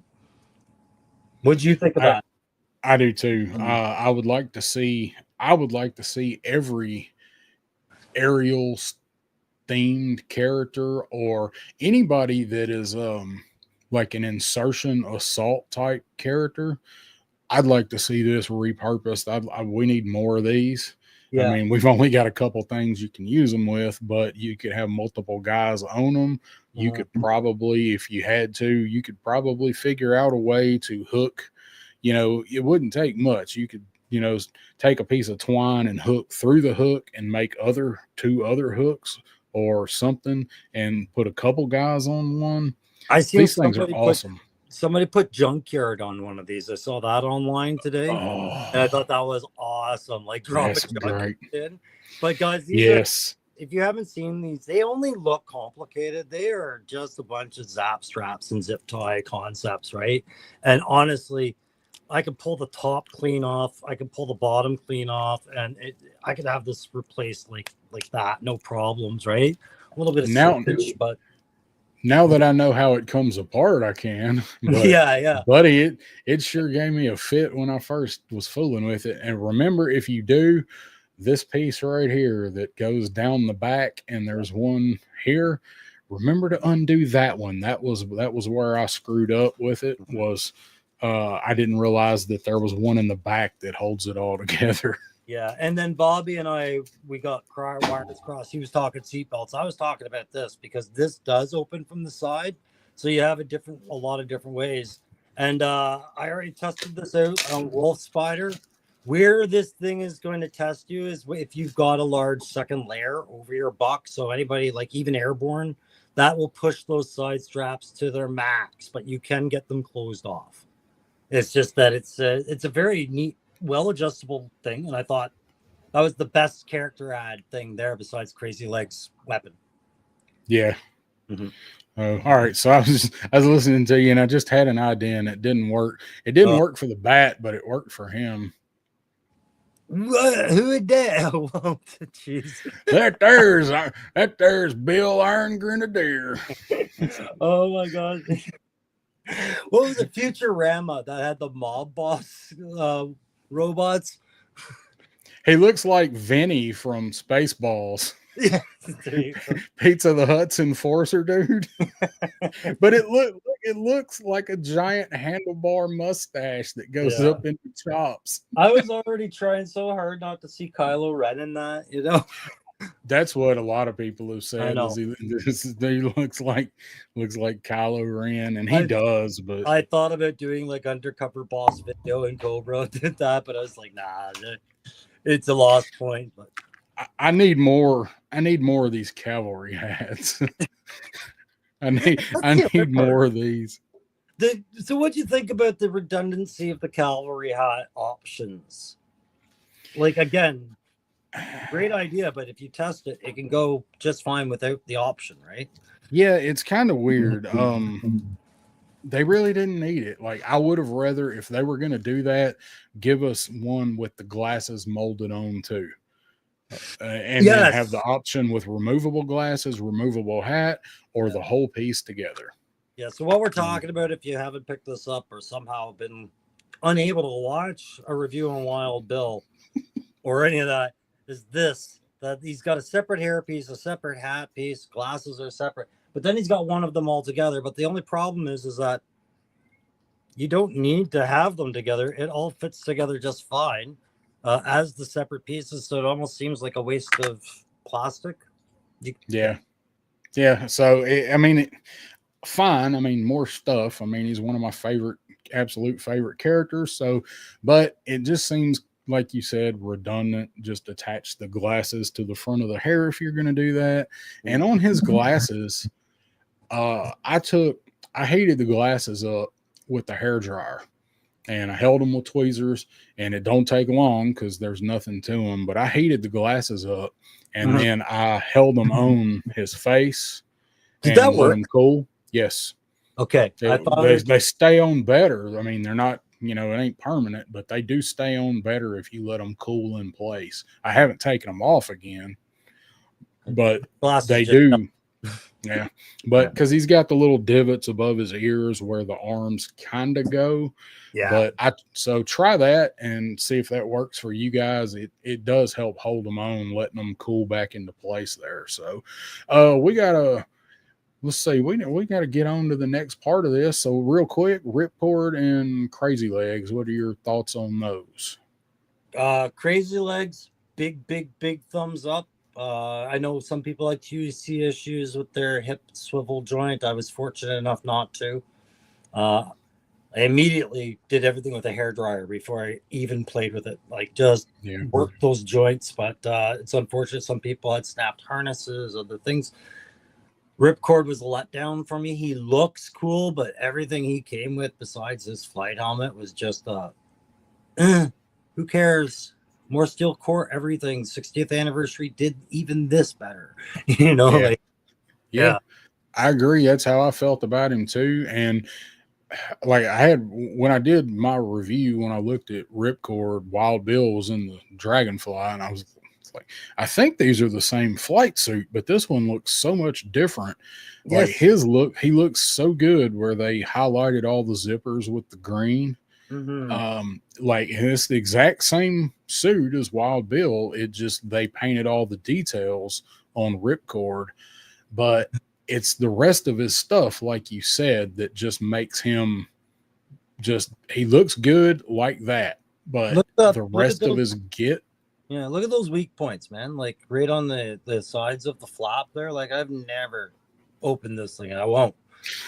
I heard some people have to unpluralize his names.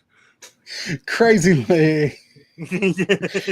you remember in the first Bad Boys, Mark Lawrence and Will Smith. You remember when they're in the morgue and he's under the table, and then Will Smith bumps the table and the dude's leg falls off. And he's like, "Watch where you swinging the dead leg." That's what I thought when I saw all of those crazy legs snap. If Roman Graham Skullfrog was in there, he would attest to this. But and I'm not sure if I'm getting this right, but in the Canadian Jump, like the para company, the infantry, the term leg is derogatory. It's basically calling you useless. And I never understood it until somebody was saying it, but he's like, there's nothing more useless than your legs when you're jumping in, like, and there's nothing more liable on a hit landing than your legs, right? That's a good point. I thought it was an interesting. So crazy leg. I was like, maybe that's a diss. I don't know. Crazy leg. You know, I do feel bad for everybody that had a leg that snapped, and I can only speculate as to whether, you know, maybe they were twisting too much and that real high thigh swivel on him was, because mine was really tight. Mine was at the point to where I was going to stop and heat it right when it broke. But when I did mine, I knew about the issue, and I held the top part of the thigh with my thumb while I was trying to work the leg, so I wasn't twisting the whole thing. And mine broke free right at the point where I was about to go to heat him up. So I feel bad for everybody who broke one, especially on it's bad enough on a regular figure, but on a damn HasLab figure. Yeah. And so maybe the hip connection, maybe that's a weak point. Like I said, I got lucky. I didn't have issues with mine either, but I knew kind of what to watch for by the reviews I had seen. And that's just it. By the reviews I had seen, I took preliminary measures of being gentle when I got it out of the plastic, heating it, very slow work of the joints because you didn't want to shock anything. But you also had to be cognizant of a lot of new second features, like all these harnesses, right? If they were cold for a prolonged period of time and you jerked it, I saw guys with broken harnesses, and I don't know if they were hard on it at all, right? It's just unfortunate. And it's something, you know, Hasbro and HasLab want to get in front of, because every time there's a new HasLab, there's an immediate opportunity for some bad press with every single defect. Oh yeah, affect the next order, right? So, and you know, with this one, it's great, but the hiss was better quality wise. Like, it is what it is. Like, there weren't any hiss issues. A couple people had canopies that didn't snap all the way in on one side, and that's about it. My turret does not go when it goes back in and you pull it out and then you put it back, and it doesn't sit completely flush. I mean, it kind of wobbles. That's it. There were no issues with the hiss or the figures, and there's been several with this. So I don't think, you know, kind of final issues on it. What issues do you have with it? Like, as far as you would like the scene done better or them spend a little more time on? I think one of their biggest issues going on right now is their canopy approach. They're trying to give us technical, functional canopies made of completely clear plastic. And what you end up happening, if you look at the HasLab, it's just painted, but it's the same piece of plastic, right? You don't have like they've got a small thin layer of plastic over the glass of black there, and they need to make either these stronger or have more replacements on hand. Maybe throw in a complete second canopy with every HasLab that requires a canopy. Right? That's the ship it back every time. Yeah, that's the thing with it is if you're just going to do a bunch of replacement canopies, sooner or later you're going to run out of replacement canopies, and all the replacement canopies are still going to be breaking too. I think what you said is they should have done what they did with the Hiss and do a solid canopy for the option. And Punk says the canopy and the ladder. I forgot about the ladder with the Hiss. People had issues with the ladder. The anti-aircraft, like the little machine guns, that they didn't think about how those drums mirrored. So the drums are different on both the chain guns, like just little things, but not in the same discussion, right? Yeah, I mean that's not really that's not like a quality, like a construction failure. That's a nitpick, like it is kind of what we have with the lights on the wings, So yeah, I don't was that it? Was that like the canopy really the only thing?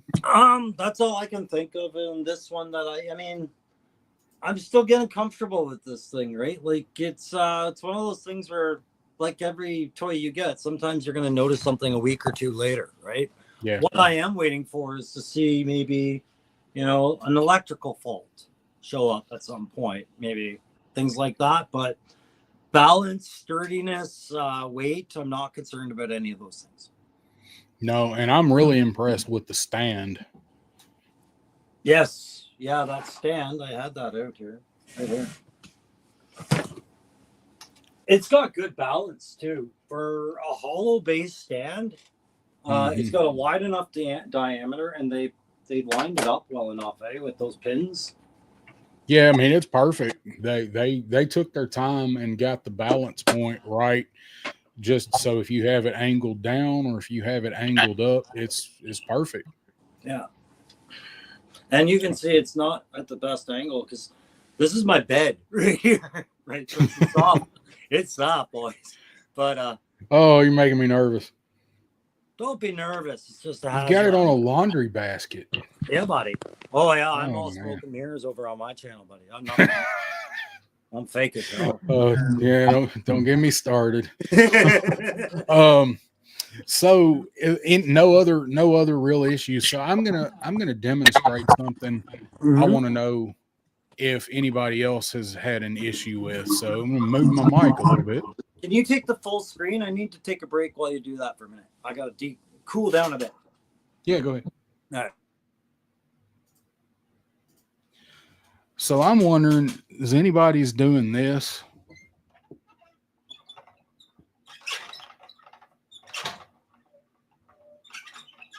Hear that squeak? Yeah, can you hear it? Let's see. Yeah, mine sounds like it's got a hamster wheel in it. No, mine's quiet. Did you hit stealth mode? Did you read the back of the box? It says stealth blade rotors. Maybe you have to push down on it or something. I've pushed down, I've pulled up. And that was one of my things that I didn't like was how much this wobbled. And then I've seen people say, oh, well, the real rotor blades are built to wobble a little bit. I don't know if that's true or not. I'm not a helicopter mechanic. Maybe it is. But I'm seeing everybody in the chat going, oh, it needs WD-40. Yeah. I'm not about to spray WD-40 all over this $300 fucking toy. So now I may try and work some lithium grease in there somehow, but I also don't want to put grease on it. So, if you spin it faster, it doesn't do it. It'll stop. It's only when you do it. Okay, slow. And let's be realistic. After you've done your quota of videos on this, how often are you spinning this thing? Right? Like it depends on where it lands on the shelf, because I imagine it's going to be about like the lights. If I can get to it and do it without knocking anything over, I'm probably going to give it a spin. Yeah. My problem is by the time it sets on the stand, it's going to be up so high like when I do it, it's going to put so much force on it, it's going to shake everything around it.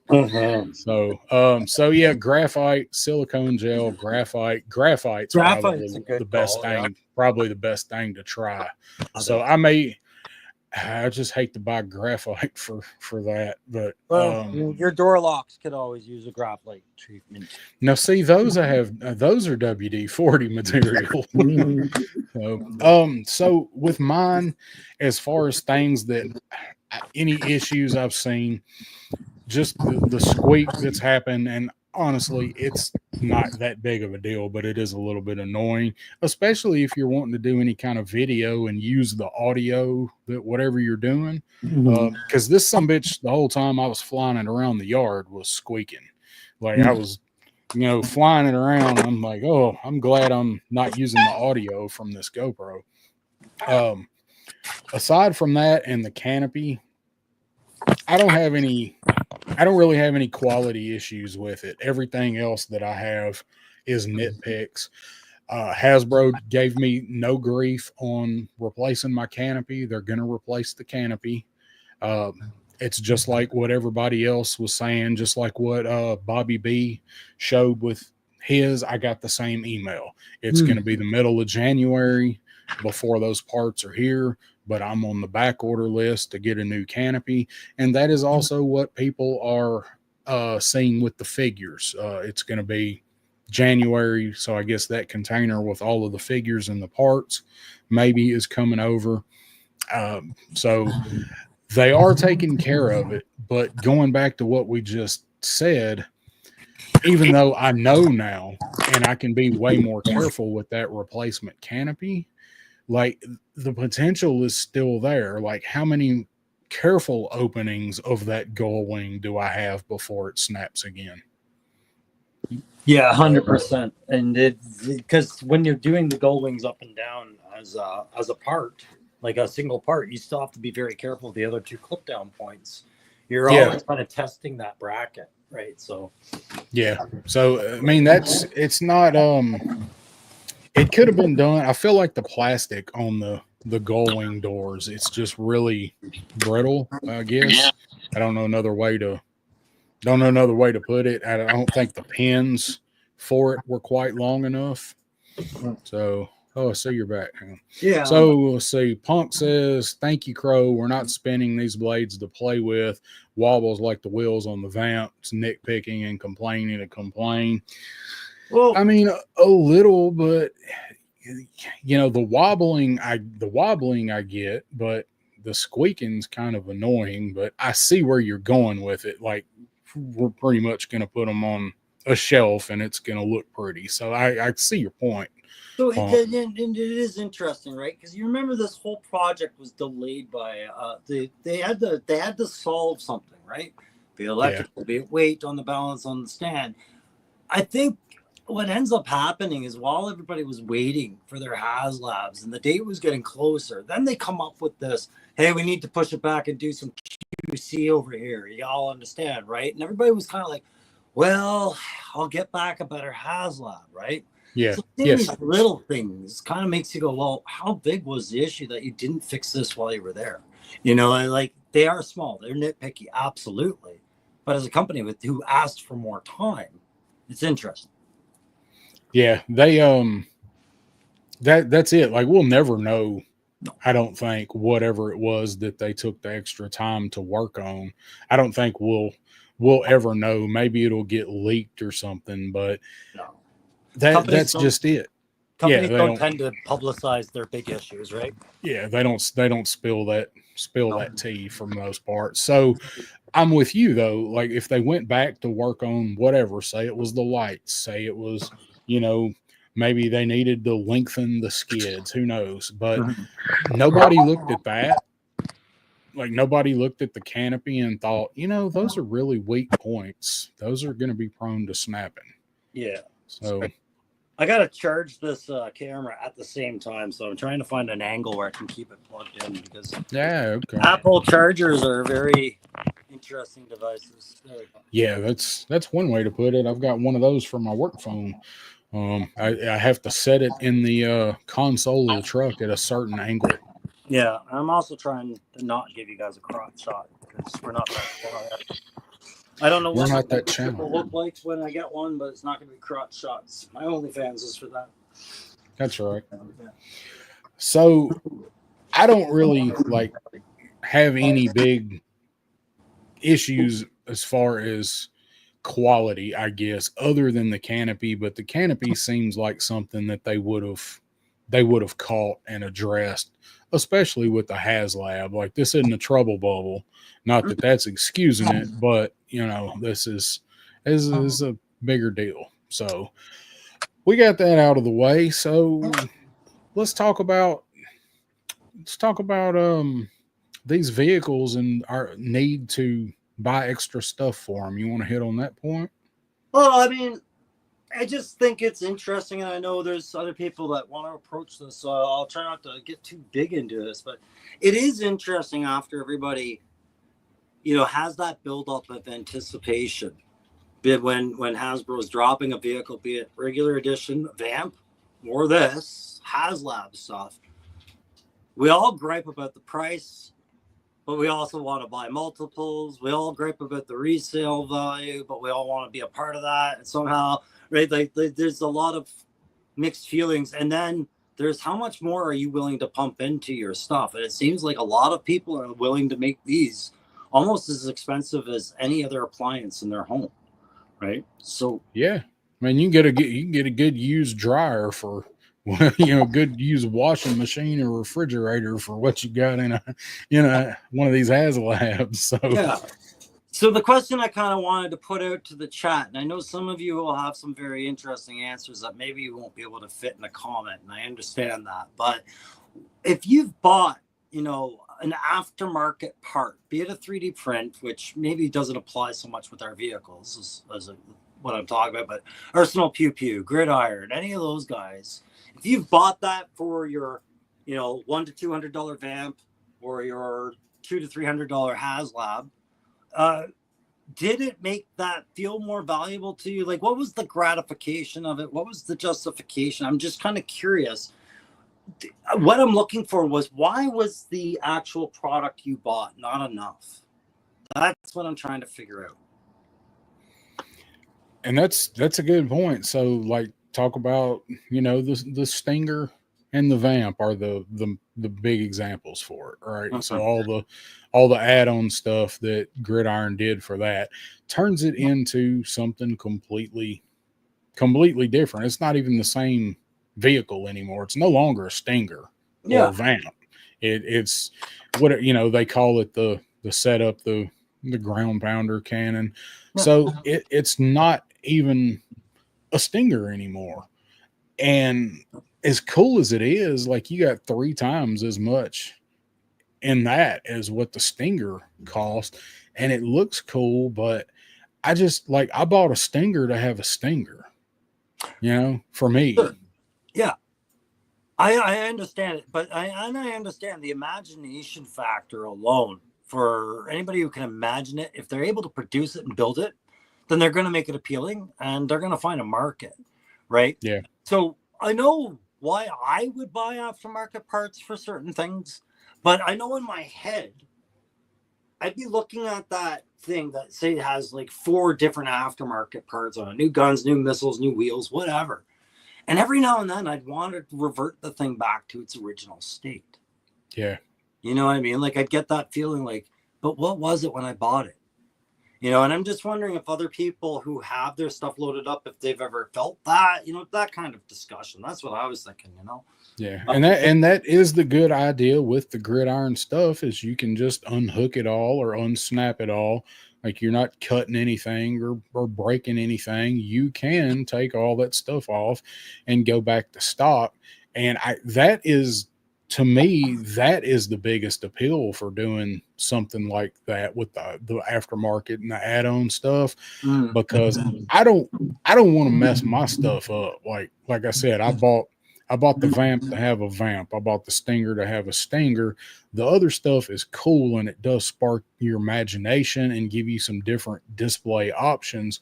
But maybe it's just the weird way that I played with my stuff, like not mixing toy lines, like I never customized.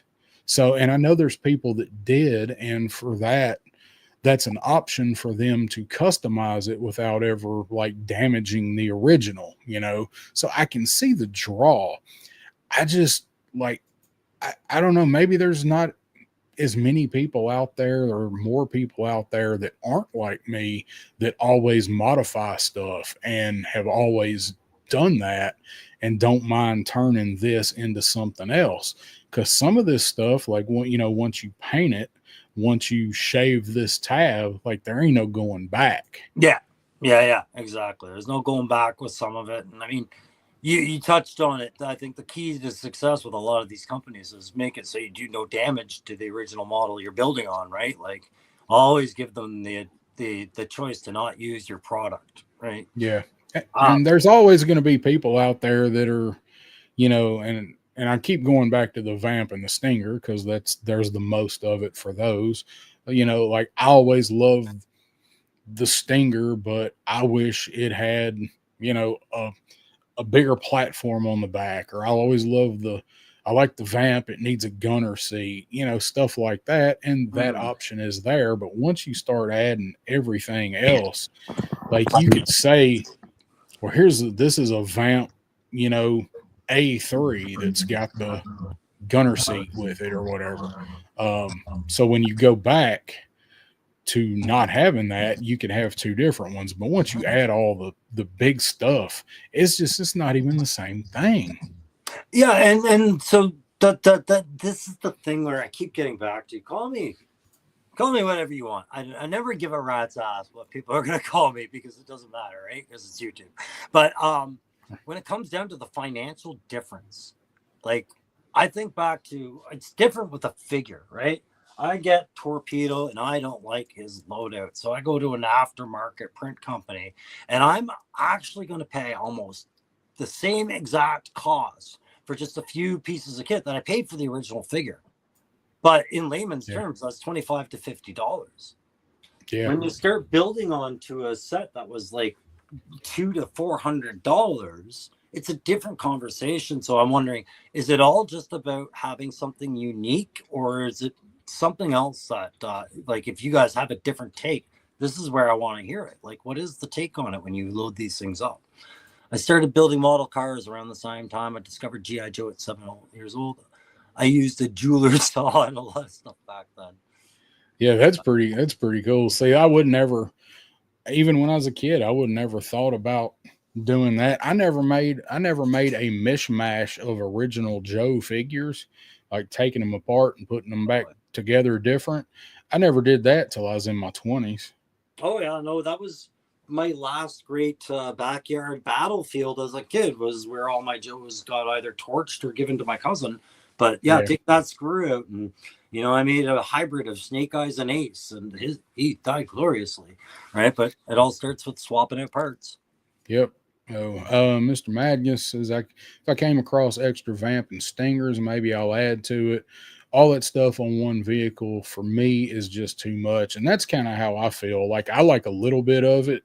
Like, the Stinger stuff. I like some of it. I don't like all of it, because that goes back to what I was saying. You could take a little bit of it and you can just have a different model of the same vehicle, but turning it into something completely different is not really my thing.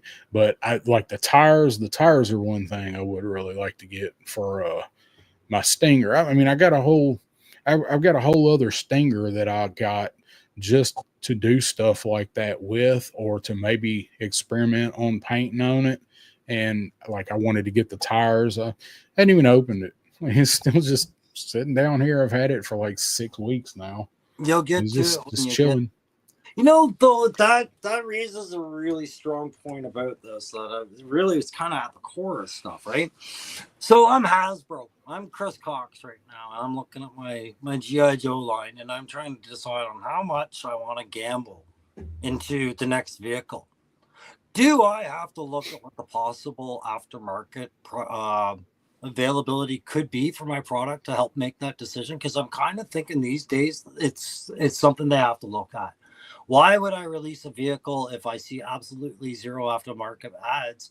Because right now what I'm seeing is a real strong drive to buy multiples of these vehicles so you can do these ads, right? Yeah.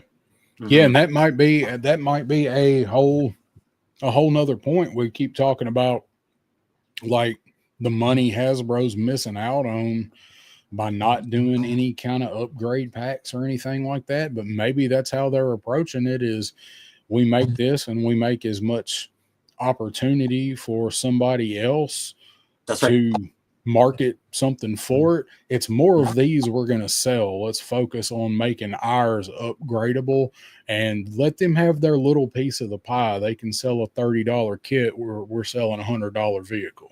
Yeah, and so like let's use because again, we could keep talking gridiron all day, but they are the most commonly known example with the flight pods and putting legs on them. Does that eventually cause a resurgence in the demand for flight pods? Are people now wanting more flight pods because they're seeing something new out of this product? Did the ground pounder improve the sales for stairs in certain regions?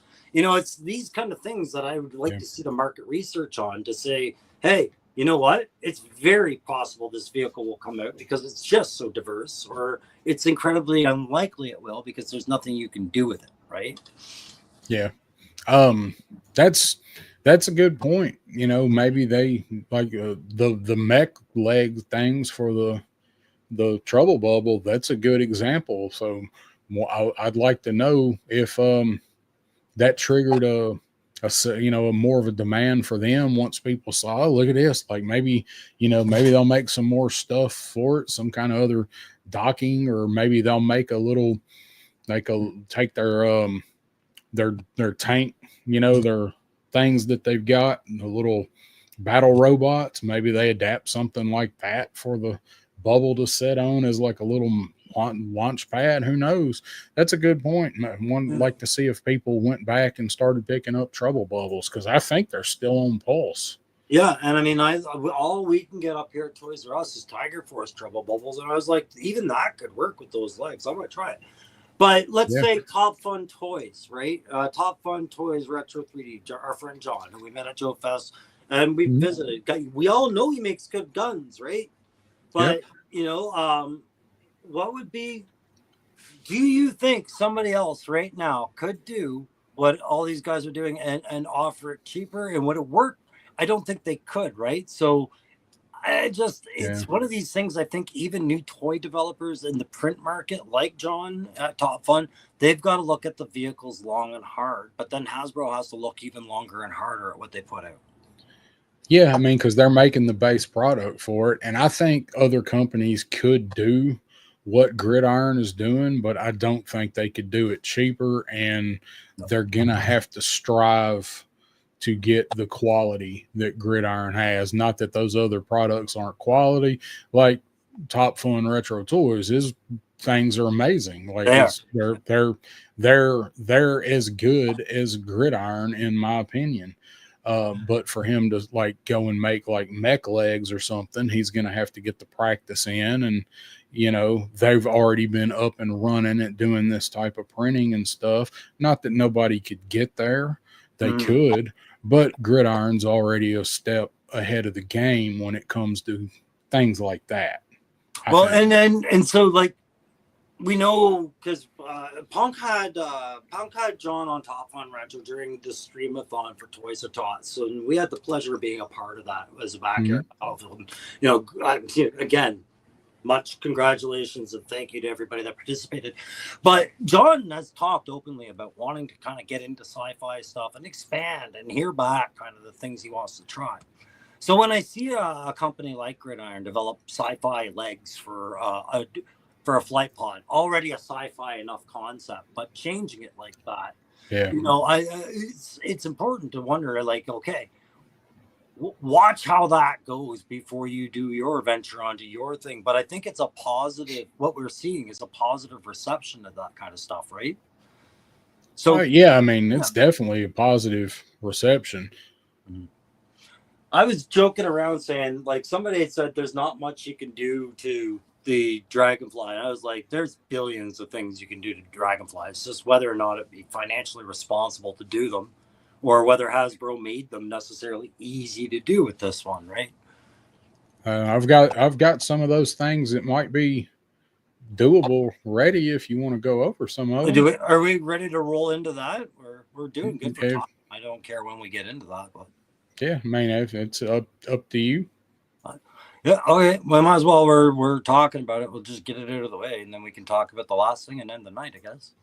We're doing good. Yeah, I mean, what would I'm interested. This kind of goes into wondering what kind of stuff they could do for the Dragonfly, and what kind of stuff would people be interested in seeing Gridiron or Top Fun, Pixie Design. Somebody mentioned Pixis Design. That's another one that makes good vehicle stuff too. Yep. Any of those companies, what kind of stuff could they do for the Dragonfly? Yeah, exactly. Right. So tell us what this is, because I don't know what I'm looking at. So that's called a Skyhook helicopter. It's a bit of a reach. They wouldn't be able to do this with the Dragonfly, but it's just, they could do a variation of this. Anything that sees them taking out the rotor. What this is basically a cargo helicopter, right? So I don't think it's worth doing this. I don't think it's worth tackling it. It would be I would say this would be the extreme case of a conversion on a helicopter. I just bring it up to show. Did you never see one of these, right? People don't see them often. Is this the kind of thing that like sets the giant HVAC units on top of buildings?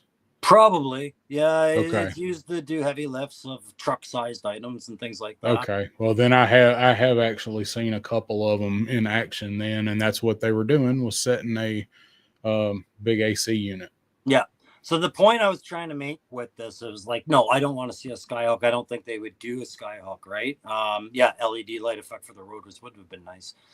It's the idea of they could take this away from an attack helicopter if they wanted to, or they could totally embrace. Yeah, so you guys are picking up what we're laying out. Totally embrace the attack helicopter, right? Mm-hmm.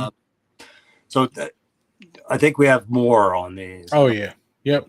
We can just roll through them. Yeah, it's just a really bad one, but they're, Joe fighting fires. Maybe you want to add a different kind of crane system and different things at the end of that crane, because helicopters have stretchers you can attach to the bottom, or fire buckets, things like this, right? Little ads.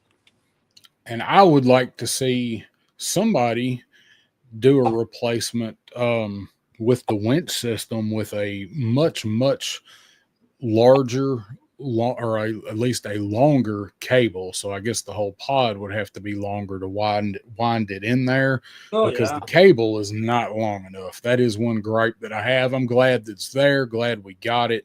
I wish it was in the middle. I understand why it's probably not, but the cable is not really long enough for me.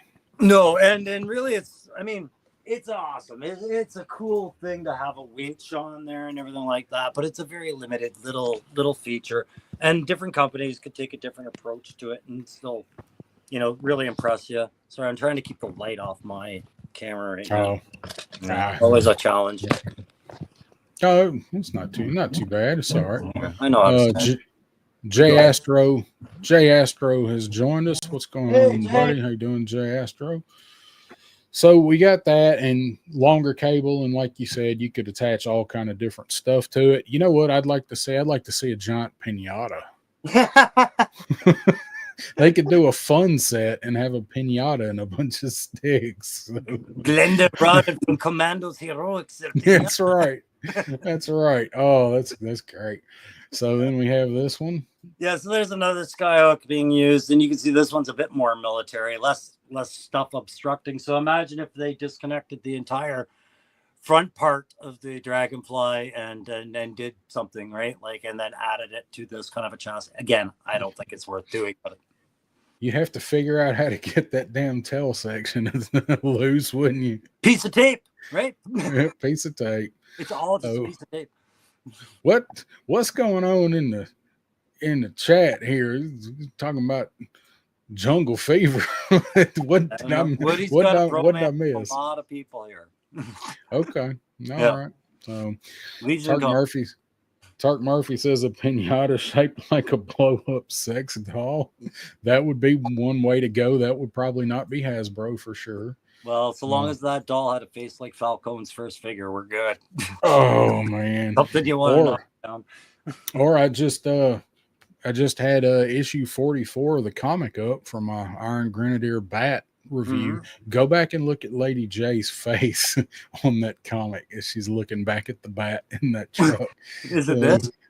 Oh no, it is it's sex doll face. Oh yeah. So, I have no idea what those look like. What? All right. So, yeah, no, I have no idea. Somebody's gonna have to. No, I take that back. Nobody send me pictures. I just fucked up, didn't I? Yeah. Woody's. I wanted to make sure we're all represented in my emoji interactions. That's I fair. appreciate that. You're good and considerate. We can all get along here. Well, most of us.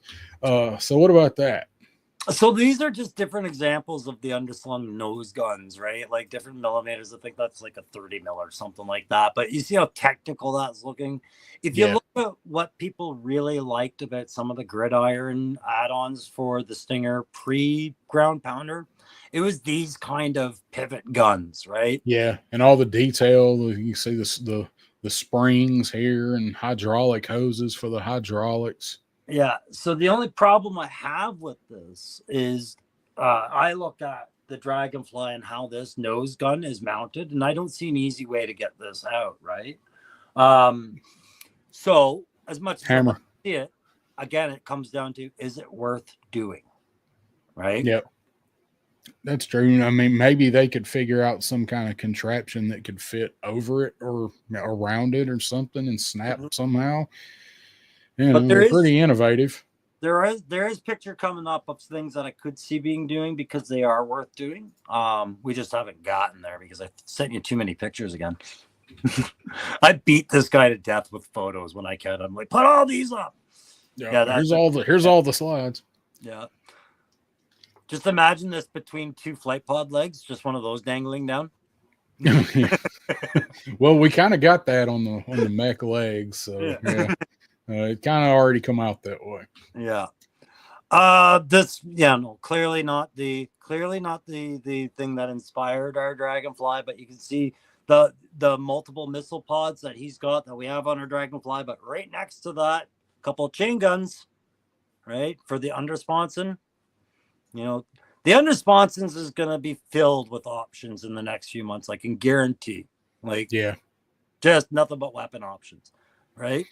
Yep. So Woody says you got to take the whole thing apart to get that chin gun out, Gun Bunny. So is Gun Bunny's video up? I haven't looked today. I know he had part 1 and part 2 up. I've watched part 2. I can't remember how that one ended, but yes, that's where I was going. Thanks, Woody. You're very astute, buddy. That one you have to take apart. Right. So again, is it worth doing? Because we just finished saying one of the nice things that makes them work is you don't have to do any major damage, right? Why does this one say neither chips nor salsa? Oh, yeah. This is not G.I. Joe accurate. No. I don't even know if that fires missiles at this point without those words. It could it's t-shirt pops out little flags that say bang and pew. Yeah, there you go. All right, there's what I think the next big focus, I think, and I'm going to say it. If Valaverse wants to get in the game, they want a cargo helicopter like this, like either the little bird or this, just because right? But no, back to what I was saying. Again, what if you wanted to add that heavy cargo winch, but also could they take the skids off this thing and give you a wheeled version, or could we put maybe aqua skids on there? Like that's what this picture was there to remind me of. It's the undercarriage, right? Yeah. So if you think back to the old helicopters that could land on waters, or we could put different types of sponsons on these things.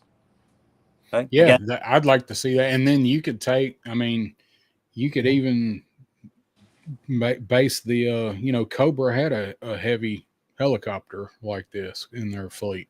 Yeah, and we're going to talk about things that already did show up in the line that are there. Thanks, that's coming up. Yeah, because there is something there. Okay. attack helicopters are not troop transports right now, but if I were to get rid of both side sponsons on my Dragonfly and beef up the skid with some plating, there's nothing saying I couldn't make it into something like that. It just wouldn't be based on reality. But you talk about adding some play factor, right? Right now, this thing's good for 2 figures, 4 figures, maybe 6 figures at best before it's tipping off and everything. Here you can see where more would come into play, right? Again, Yeah, and there's seats there, so some seats with some belts or something maybe that could clip in there somewhere. I wouldn't do it on a Dragonfly because a Dragonfly is based off the Cobra, Super Cobra kind of helicopter design. But then again, you know, different canopy, different other things that they swap out. Who knows? Some of these companies really surprise you. You think something's not possible, and then they do it. You know? Yeah. So, I mean, there's all kind of stuff that even with the Dragonfly, I mean, maybe they've got a whole deal where you can change out the side wings because those will come back out. And that's kind of the point I was trying to make. Sorry, if we could go back to that. Well, we don't need to. There's the same helicopter, but done up with a more fancy advanced missile system, right? The Bell, whatever, Little Bird. But when we buy HasLabs, right? I know a lot of us probably use them as kind of the centerpiece of our display for our shelf. Everything kind of revolves around that big mother, right? Mm-hmm. I mean, not always, but for myself, and I know a few people. So that's kind of one of the things I just, as much as I love the Dragonfly, I feel like the size of this model is robbing me of display space of the classified figures. You know, I can put 2 to 4 interacting here, but this is a 3-foot long model. I feel like there's more to be done. So aside from just doing repair jobs, you know, the display is kind of limited. Yeah. Yeah. There's just not a lot of room to do more, you know, with it. Yeah. So my question to me would be, would I be willing to pay an aftermarket company up to $150 to change my attack helicopter to something that has more playability for my collection, right? And I think that's where the HasLab push, like what we're talking about, the aftermarket push comes from. Yeah. And Woody said it earlier, like they've only made one thing so far for the hiss.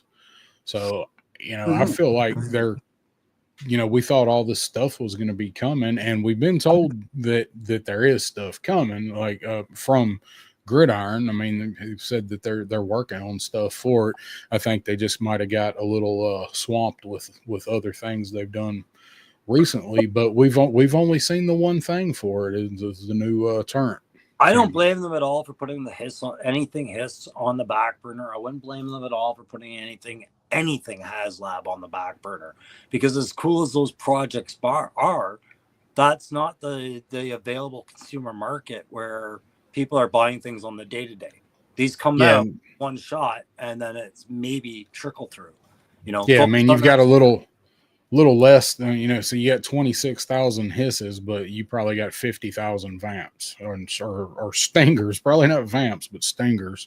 So yeah, good point. So what's on the side of these? What is that? I think those are more rocket pods. I'm not sure. It's just, isn't that a different kind of way to look at a weapon system? Like, I imagine those flip up, and they're probably maybe 4 rockets in there. Maybe it's only 2. I have no idea. I'm looking at the size of them. But that one I wanted to show, because this is going to come up later, but the optics sights, right? That's something that we can definitely get worked into this HasLab, because the nose cone can pop off, I'm pretty sure. And I think it's showing up better when we get to the Cobras and the Apache photos here. But I had said it to somebody else. I was kind of surprised they didn't try to squeeze in one optical sight somewhere to link the gunner to what their guns are seeing, because every helicopter has it. But again, it's the traditional Dragonfly, right? Yeah. So we got that one. That was just the Black Hawk again. We don't need all the photos. I think they were just brought up. But yeah, transport photo, like more play factor inside other types of helicopters. That was it. I mean, that may be all of them. Oh, okay. I thought I sent you one of an Apache. I was just gonna say, guys, there's if you guys want to look at the picture on Google, look up an Apache or an Apache longbow. And Apache did make its way into the GI Joe 3 3/4 line in the mid '90s, right? So they actually did have an Apache helicopter, and that could just look like a lot of pieces being slapped onto the side of here and canopies being changed, and they wouldn't make it an exact Apache, but you could get a realistic tail fin rotor. And that's why we keep coming back to how do you get that back end off? Because what if somebody gave you a proper back end to a real helicopter? Would you put that on your HasLab? Yeah, I mean that's something you got to look at is what do you do? You've got to get it apart. Trying to see. Let's see. You did send that picture, and I don't know. There we go. There it is. That's the one. That's the Apache, and that's what. If you zoom in on that, you see the nose sights on that. You see how many optics are on there, right? That's your night vision. That's your thermal. That's your your infrared. That's your magnification. It's everything, right? And it mounts right on the nose. So if you pluck the black part of the nose off this, and I think Gun Bunny did that. I just don't know if it was hard for him or not. I can't remember, but they could make a replacement for that or just add something to it. That was also something that I thought they might have worked in with one of the swappable parts, was something like a big optics sensor array. I thought that too. I thought it would have been neat if they had put that over here on the side, swap out, the winch and put that on there. The Longbow Apaches have their sensor suites, that big bulb on the top of their rotor blades. That could show up. You could work that for a Dragonfly. The point is, the Dragonfly is the Dragonfly, right? It's based Cobra super helicopter, but it's not real, right? So not doing any of this makes perfect sense, but the aftermarket, it's how do you make that work? This could work. Right. So if they did this, would it come with that giant explosion blast effect for the back, like a 2 foot long explosion for the back? So not with my production value, I tell you that. Maybe do a video like that. You got a backyard. I got a bunch of stuff I need to burn back there too, Mr. Magnus. I'm going to take all the stuff out of my family room, pack everything in the living room, and move everything in there. You're all welcome to my funeral. Yeah. So put us in the will for that Joe stuff. Yeah. So this tied into something you and I were talking about earlier. We got to give credit to another guy who put an amazing video out this week, but Baldy-Locks' video recently. Yeah. Right. So it raised the question again. How many HasLabs do you realistically want as you keep seeing them appear on your shelf now? Is that number going down? I mean, the space is definitely going down. That's for sure. Oh, Mendoza, I love that plane. You're absolutely right. It's gotta have the nose cone that flips up though. Yeah. So when I see it, like I said, I'm saving up for maybe one more HasLab or two. I see Triple C's, his desire is going up. You'll build an extension to your house one day, I'm sure. Now I see the aftermarket as somewhere I want to dump my money into, right? A little bit more. If I'm not going to buy any more HasLabs now I can see myself going, that money I should be buying, I got to put it somewhere. And now I see the aftermarket coming into my life, right? Yeah. Yeah, and I mean but the thing is, if you want to keep collecting G.I. Joe, and you've been like, if you can financially do it, even with space, like how do you not, like, because they're the dream projects. You ain't gonna buy them at Target, and you're not gonna order them off Amazon. Like, if I want whatever it is and I can afford it, I would have a really hard time. Even if I didn't have space to set it up, I would have a hard time not owning it personally. If it's something I really liked. Yeah, that's just it. I think it's at some point you're going to get to the spot where it's just going to be, they're not going to stop showing you the appeal, and you're going to have to make the call at some point, right? Like, oh yeah. Either the line dies or you tap out. It's going to be one or the other. Yeah, I mean, somewhere there's a tipping point in there. Yeah. There's got to be. It's like The Walking Dead, right? At some point, you got sick of all these characters you didn't recognize anymore. You've lost the dialogue, you've lost the story. It still looks like a cool zombie story, but I'm not interested. You know, just not. I know it. I know it's probably good, but I just don't care anymore. yeah. But you That's how I was three keep pumping times. millions into it and keep branding it, but it won't matter. Yeah, three times with that show. I quit watching it 3 times. Yeah. So Daredevil Dave's first comment, isn't that really why I want the Ecto for that? I want the Ghostbusters because I want a hearse. Right? Yeah, I mean, I'd love a 1/12 scale hearse, but I don't even look at the Ecto one as a hearse anymore. Like, I mean, that's what it started. Actually, it started as an ambulance. They were this kind of the same platform back then. Yeah. They were, but it's a 59 meter Miller, but I don't even see a hearse when I see the Ecto anymore. I want either a 70s Cadillac hearse, or give me like a Tahoe hearse, something like that, a Suburban hearse. There's a funeral home down here that's got one of those. I was going to say, those are modern hearses, yeah. Yeah, but I mean, you can't go wrong with like anything styled out of the 60s and the 70s. Most people, when they think of a hearse, that's what they think of. They think of not the Ghostbusters, an actual hearse. Most people call to mind big black long Cadillac that really the only thing you can make out that's definitive is the tail lights and the grill. Other than that, it's just a big black rectangle. Sometimes they got windows, sometimes they don't. Yeah. But that's neither here nor there. Hasbro ain't going to make one of those. So, no, not unless it comes attached as a transformer of some sort. Like, I did suggest it to Ace at one point, though. Yeah.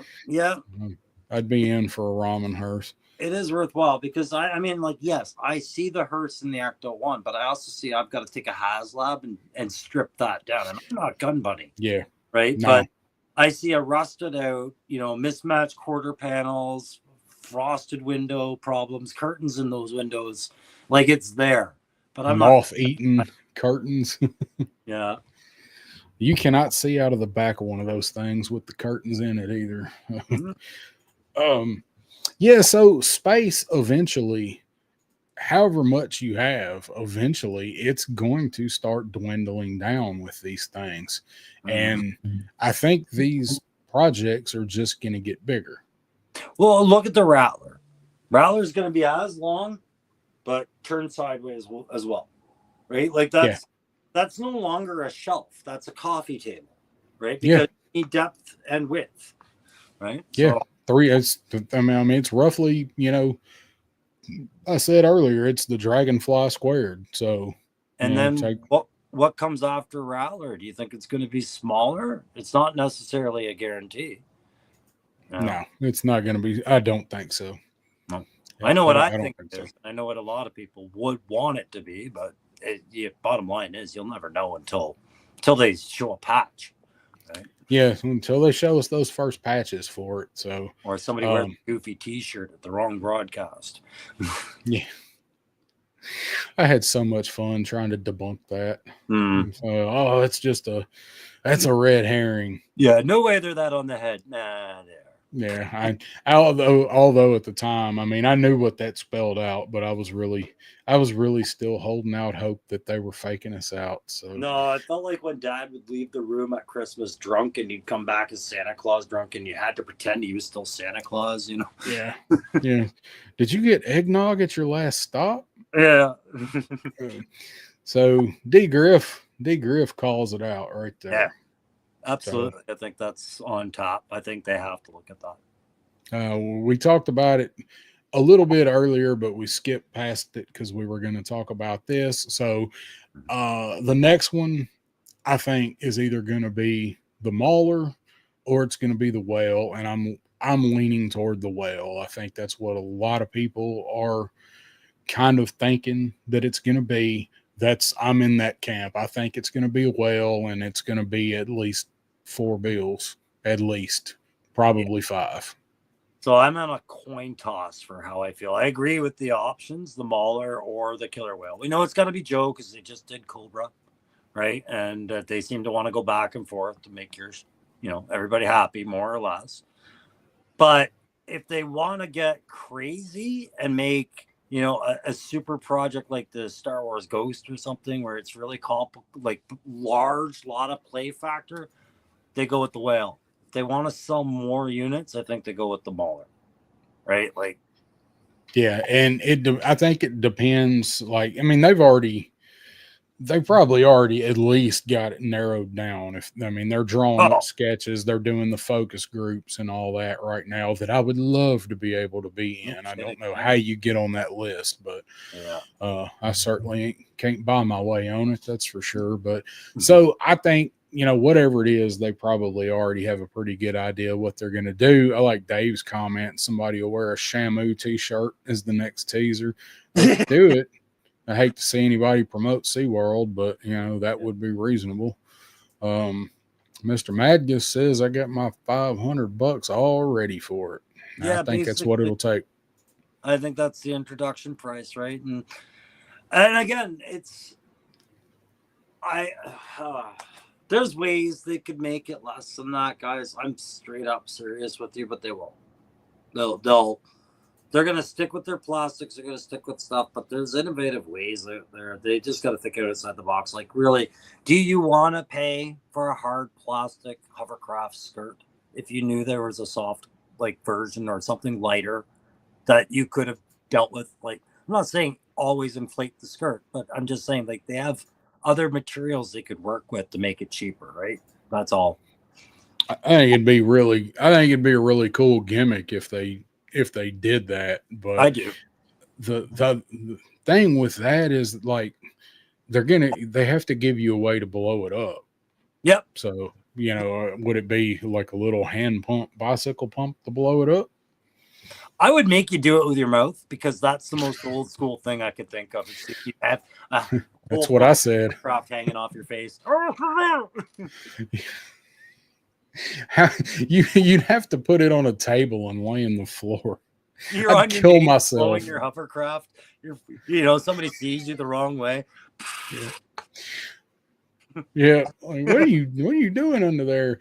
So that would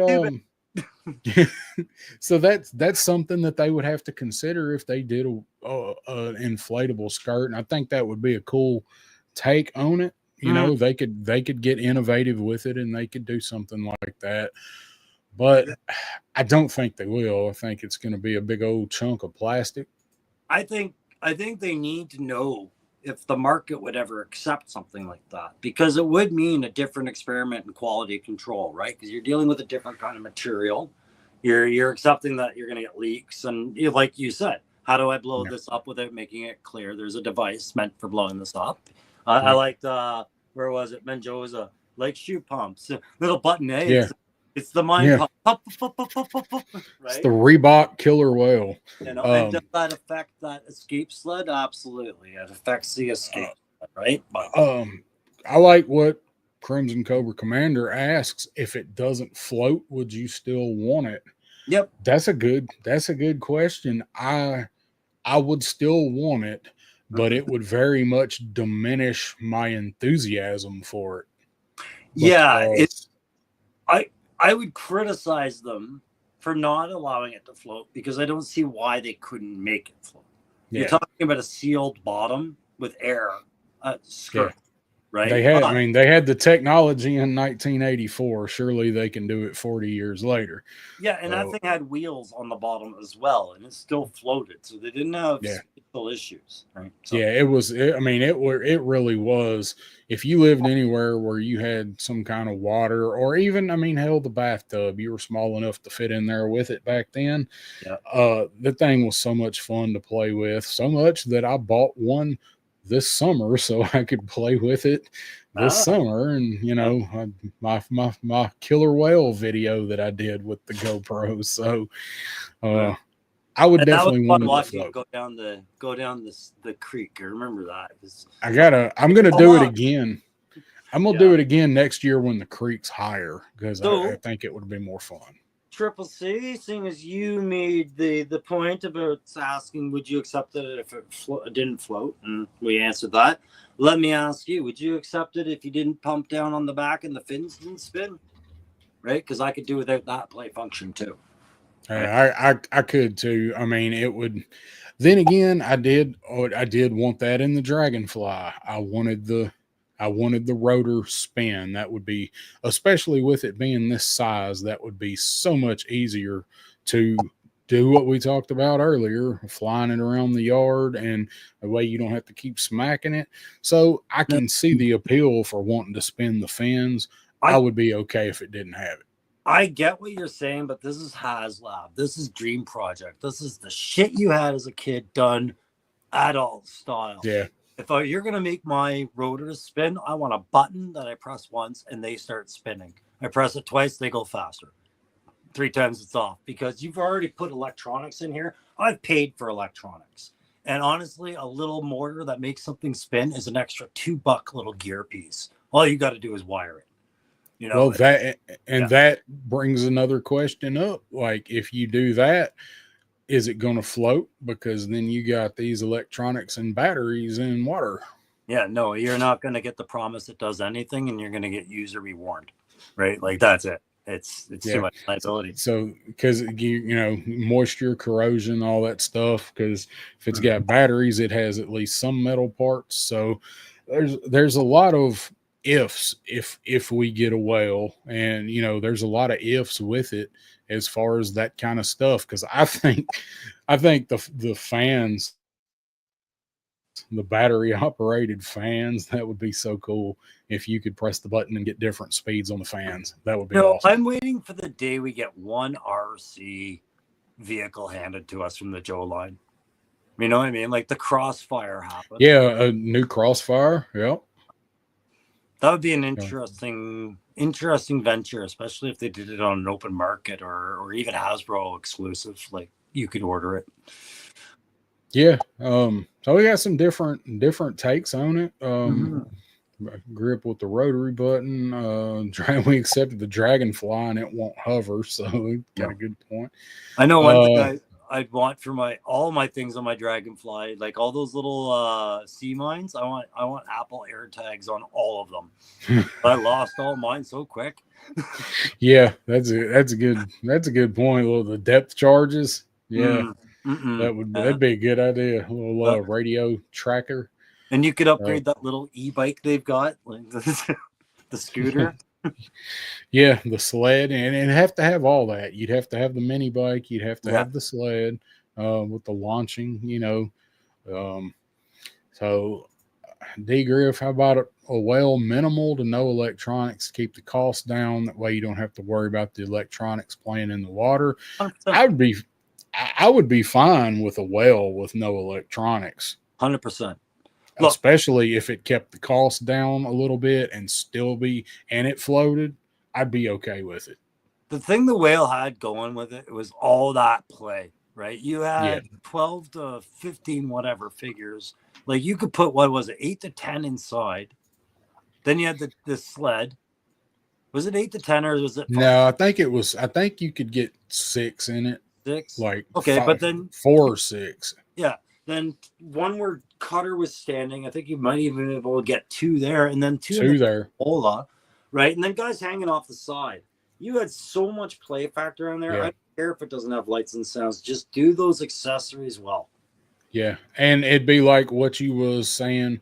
One of the things that you wish we could do with the Dragonfly was you can put all of those extra figures on it and turn it into the whole scene. Like not just the display piece. It could be the whole scene. Put it on a tarp or whatever. You know, if you're good with painting, paint you a big old piece of board, whatever, and then you got the Dragonfly and a whole bunch of dudes floating in water and eels chasing them, whatever. So I think it'd be great. So if we get, go ahead. Oh, I was just gonna say, I mean, with these big projects, the trick is not to compete with your own line for space, right? For every if I don't Yeah. have room for my Dragonfly, that means I've sold enough of these. But you know, I need to do both. What were you? Yes. I was going to say, so if we get the Dragonfly, we want to talk about what we might get with it or who we might get with it, or not the Yeah, Dragonfly, the whale. The whale. yeah. I need Cutter. Cutter is going to be a gimme, right? So we don't even include Cutter, but I know you and I, we talked about doing our picks. Did you make your picks? Because you never told me if you made picks. I did. Oh, let's do your picks then. Mine are. Yeah, let's get the picks first. We should tell the chat what we're doing, and then we'll do you first because you keep doing me first all the time. Well, older the berry, the sweeter the juice. Son of a bitch! I knew you'd say something about. So we just kind of thought about what figures we would either like to see with the I keep saying Dragonfly with Killer the whale if we get the whale, and we'll probably be talking about this for the next 8 months, but like what could come with it? Maybe not what we want to see with it, but what could come with it, and what might be a surprise, things like that. So I'll go over mine. Yeah, and before we do, guys, in the comments, yes, put in your own list. Keep that one going because I know a lot of you guys are already saying some of the ones we've been saying too. But just remember, it's Cutter's a given. But go ahead, buddy. Who'd you come up with? And let's see if we had any overlap. We have some overlap. Oh, and I see Papa joined us. Hey, Pop Blender, just got home, wanted to come support my favorite first cousin and my favorite Canadian. Well, thank you for joining us, and I hope you made a shitload of money tonight because if you guys didn't know, the CMA Awards are tonight in Nashville. And you see how interested I am in them because I'm sitting right here. Because country music's not country music anymore, but that's for another time. So anyway, hope you made some bank from the tourists and the awards people tonight. So with the whale, so we got to have Cutter. Yeah. Cutter's a Cutter. It ain't right if it ain't Cutter. I hate his name. Skip a file name. Skip a Stone. That's so that is one of the worst ones. That's one of the cheesiest ass ones that is out there. I mean that is worse than Albert M. Pine. Yeah, and guys, I gave Down South a couple of rules. I said we're going to come up with who would be our unlocks for the killer whale. But I did say it was however you wanted to present your tier unlocks, be it a number of characters or strategies, right? So, but what did I say the cap was? 4 or 5 characters? It did something like that, right? I did 4, and again, this is not necessarily stuff that I want. It's stuff I think they could do and get away with, and maybe change. Don't make me start singing Old Town Road. Yeah.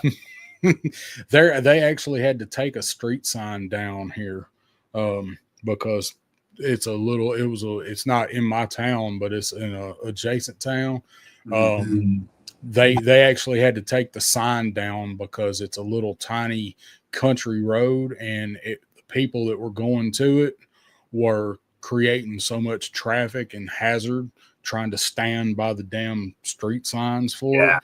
They took it down and they were going to replace it with something else. So. I thought you were going to tell me people kept stealing the sign because that's what they would do up here. It'd be like, I'm not. I can neither confirm nor deny that I have some signs. So, and I was used to be much younger and dumber. So, but to go back to Mr. Madgus's comment, I actually don't mind that song. Honestly, it ain't country, but if you look at it like that, it's not really too bad. I don't mind Lil Nas X. Back to Skip a Stone here. Skip a Stone. I thought of it. Oh, all right. Yes. So next one, we got to have this dude. Yeah, that was our first overlap, wasn't it? Yes. D2 Shipwreck. And I did not realize until I went to get this picture for my own slides instead of just using yours. This dude come out in 1994. Yeah. So the last dying gasp of the real American hero line, and they released this badass figure. That's right. Battle Core, guys. I mean, a lot of people were slamming the line by this point and walked away. I think a few of you are still here. I imagine Triple C, you might have still here because you're asking about vehicles from just around this area, the bug and whatnot. And no, I don't think those would make great HasLabs yet. Right? That'll be another episode. We can talk about where the HasLab market is aiming for what demographic, and I don't think it's there yet. Yeah, but that would be a good topic to do one night too. Yeah. There is a formula for this, guys, to hit optimal purchase, right? And it's age-based math to that.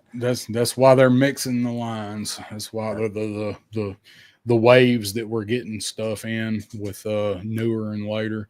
Yeah. And that's why I keep everybody invested so you don't get all of what you want at once. Yeah. Just look at it this way. Look how long it took you to age out the line the first time, and you were an impulsive kid. Now you're a collecting adult. They want to extend this line as much as they can, grab the money, but they understand some people were only interested in the back half versus the front half, right? So anyway.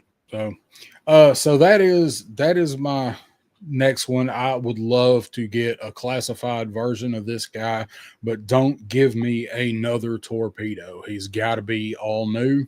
At least the torso and stuff, and maybe do another head sculpt with him with his regular head with the hat, something, so you could swap it out and you still got him in the gear, but something that screams shipwreck. So I love this figure. I just because you and I both picked this, you said how much you didn't want him to be a repaint of torpedo and everything like that, and I was more along the lines of I wanted this to be the simplest little release they could do. Like, just give me another loadout, but make it shipwreck, but just don't give me another harpoon gun, for God's sakes. That's all. I didn't care about reuse. Yeah, I mean, look, right here on the package, he's got an actual, it looks like an M16, shortened M16. They got it right there. He's Navy SEAL, right? Yep. So they do him up like a Navy SEAL. So, maybe some 60th anniversary recon diver reuse would be in order over torpedo, but I could accept it. I just wouldn't want it to be a deluxe set of any sort. Like, I'd want it to be. Yeah. So, all right. So we got him. We talked about him. So this dude. Oh, Rampart. Rampart. I thought about him. I never had him, was never interested in him as a kid, but he makes perfect sense to do a classified version with a HasLab. He is a shoreline defender. That is his job, is to defend the coast and the shorelines. Comes with a rocket launcher, comes with a repeater-esque style gun as well, but they could do this guy and spice him up a little bit for classified. He fits in perfect with a killer whale HasLab. Like, what else do you need? Like, he is a shoreline defender, and the whale goes on the beach and up the beach and through the beach. This guy is perfect for coming with it. And people that don't give a shit about Rampart whatsoever, like, he's not taking up space in a 4-figure wave. He's part of this. If you get the whale and you don't like Rampart, sell him for $75. Yeah, so I'm all in with you on where Rampart would make the perfect pairing for a whale with Kieran Lease, right? You get that silhouette darkened at the right Hasbro Pulse meeting, and you get a lot of people guessing at who that is. Rampart would surprise, but I think they would figure it out. It makes sense. He's shoreline defense specialist, like you said. But just the basic colors of that buck, I think that could stand to be one of their best figures with, like, hitting the most appealing market. You know what I mean? Like, it's got that formula. And if they hopefully are not still doing things in everything Night Force by the time this comes out, which will be late 2026, Those can work as Night Force colors if they gotta. I don't want them to, but darken some of this. I'm glad they do sublines kind of the way they do. It's frustrating. There's no perfect way, but the last thing you would want is mainstream figures that you had to buy a HasLab to get, as opposed to sub teams. Because we already saw in the chat, like I think it was K6 doesn't buy sub teams, right? Power moves like this. But when you're doing tier unlocks, you want to present people familiar things that have a really strong appeal, and that's got to be things we recognize, right? Yep. So this dude, I think he's perfect to come as a tier. Crimson Cobra Commander says the whale will probably only have one tier because of price and size. I disagree. I mean, I can see the argument for it, but they know we want figures, and after they fucked up with the Rattler with the patches, after they admitted that they knew everybody wants 4 figures with HasLabs, I don't think they'll do that again. I think they'll just build it into the price. So maybe we get 4 figures, but we don't get the electronics. And I'm fine with that. I'd rather have the figures for this. Yeah. I think people also see the figures as part of the fun almost of getting that job, right? It's part of the getting four new figures all at one time, and I didn't have to order them from 6 different places and worry about canceling which ones come first or last. Yeah, and I mean, I hate saying it because I hate tearing out a collection that's meant to be for everybody through stages of accessibility. It feels elitist. It feels like the haves versus the have-nots, and I don't think that's ever going away so long as we're talking about HasLabs. I think what we need to look at is, what does Hasbro do when they create a have-not to appeal to the people on the Has side of things? You know what I mean? If I'm going to make Night Force inaccessible, what am I making more accessible to the regular market so they don't get too upset about it, right? So. Yeah. Yep. So, this comment is kind of why I said that, because the whale is in Night Force. So Mr. Madden, yes, no patches. They're going to give us shoestrings. No, man, for the price they're going to cost you, for the price of the 4 to 5 figs, by the way, that craft will cost you. You might as well get a tramp stamp tattoo, because that's what it's going to feel like, guys. What if that's what it was? What if it was they went back to the tattoos? Yeah, be like, how many figs you want? The transfers. You want some patches with that? Those things will not work now because I have hair on my arms. Yeah. So my last pick will be somewhat controversial. So you got to hear me out. Yeah. You gotta hear me out. They've got to change this figure a little bit to make it work. This figure also made a recent list that Pop Blender and I did several weeks back, and it was on worst figures. Oh, good. Yes, then we have to do this. But hear me out. Good. They could redo this figure, lose the headband. They lose the headband, this figure's fine, I think. The colors work. Tattoo, they have to do whatever with the tattoo because of the trademark.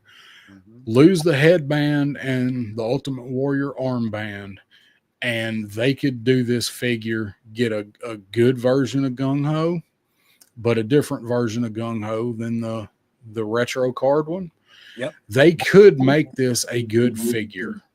I agree. I mean, all this time I've always wanted to see Dress Blues Gung Ho, because we need another Gung Ho in the classified line. This never really crossed my mind, but he makes perfect sense as a hovercraft unlock, right? Because if you zoom back out a little bit. Which one was this? U.S. Marines. So he's Marines, right? They're you got the theme there. I love the patriotism with this, right? Because as a tier unlock, you can now have a guy waving his flag off the top of the hovercraft, right? But the headband could go. Well, that could just be a removable piece, just like Jinx. It's an option. Yep. What interests me about this one is it's got some Tiger Force compatibility without being Tiger Force, right? You see the difference between the cover picture and the shirt.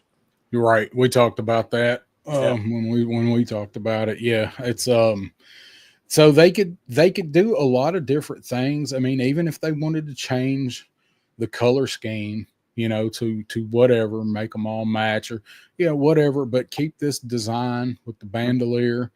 Do away. I mean, for God's sake, don't give him this stupid rocket launcher thing. I mean, he needs to come with real weapons here. But Yeah.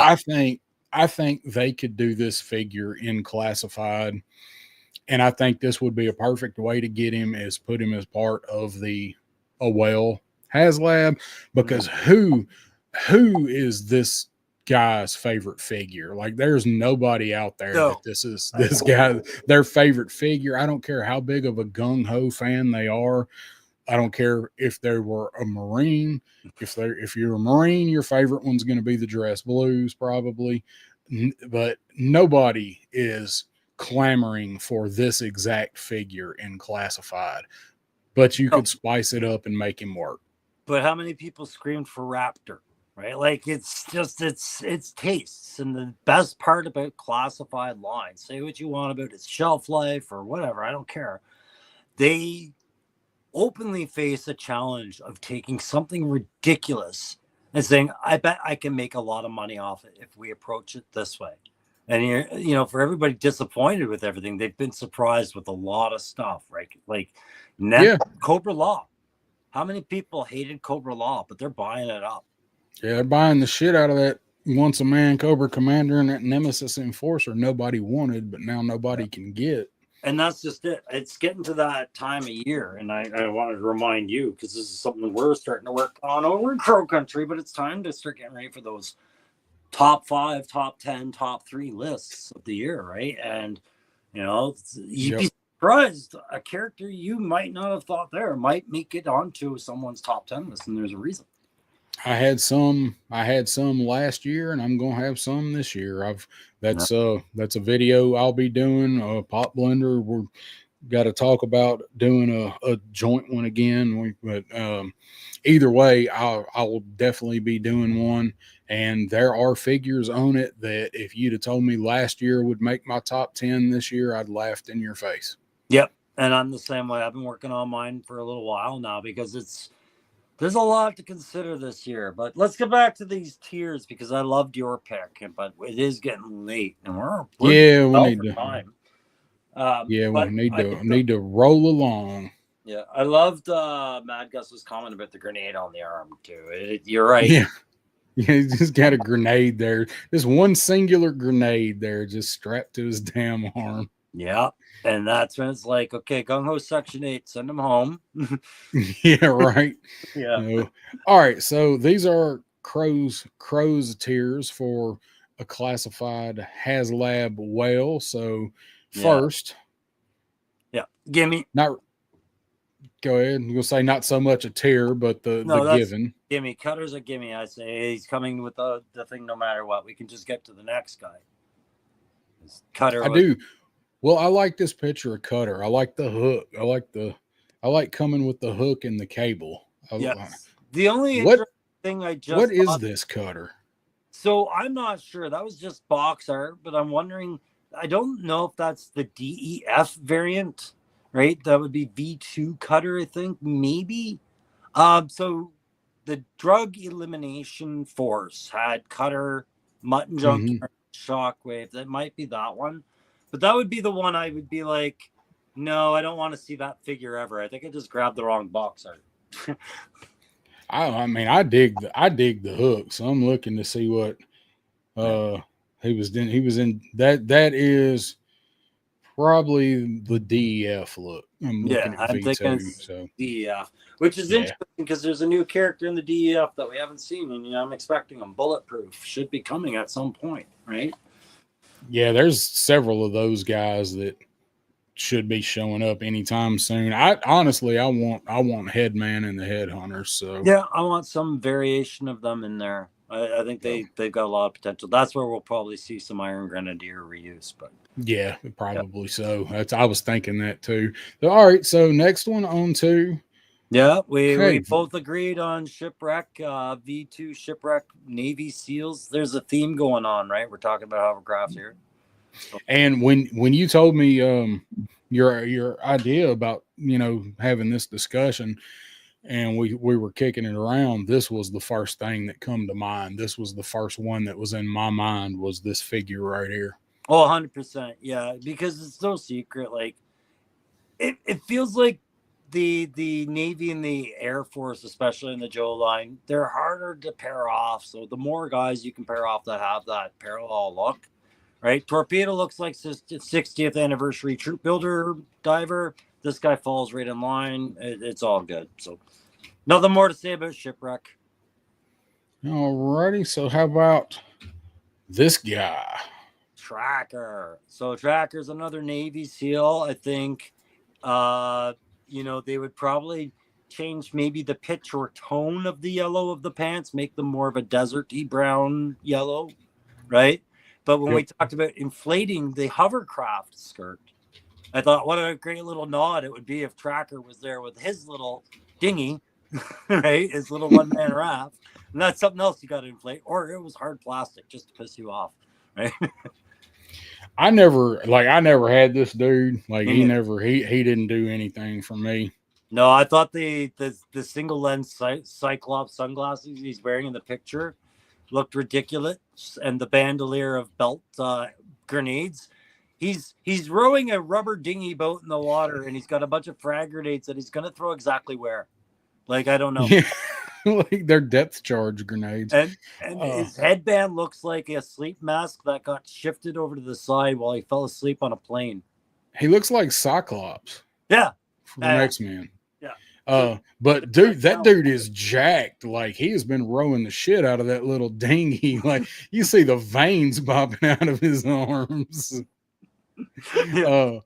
But this was a cool gimmick. I just thought the figure looked stupid.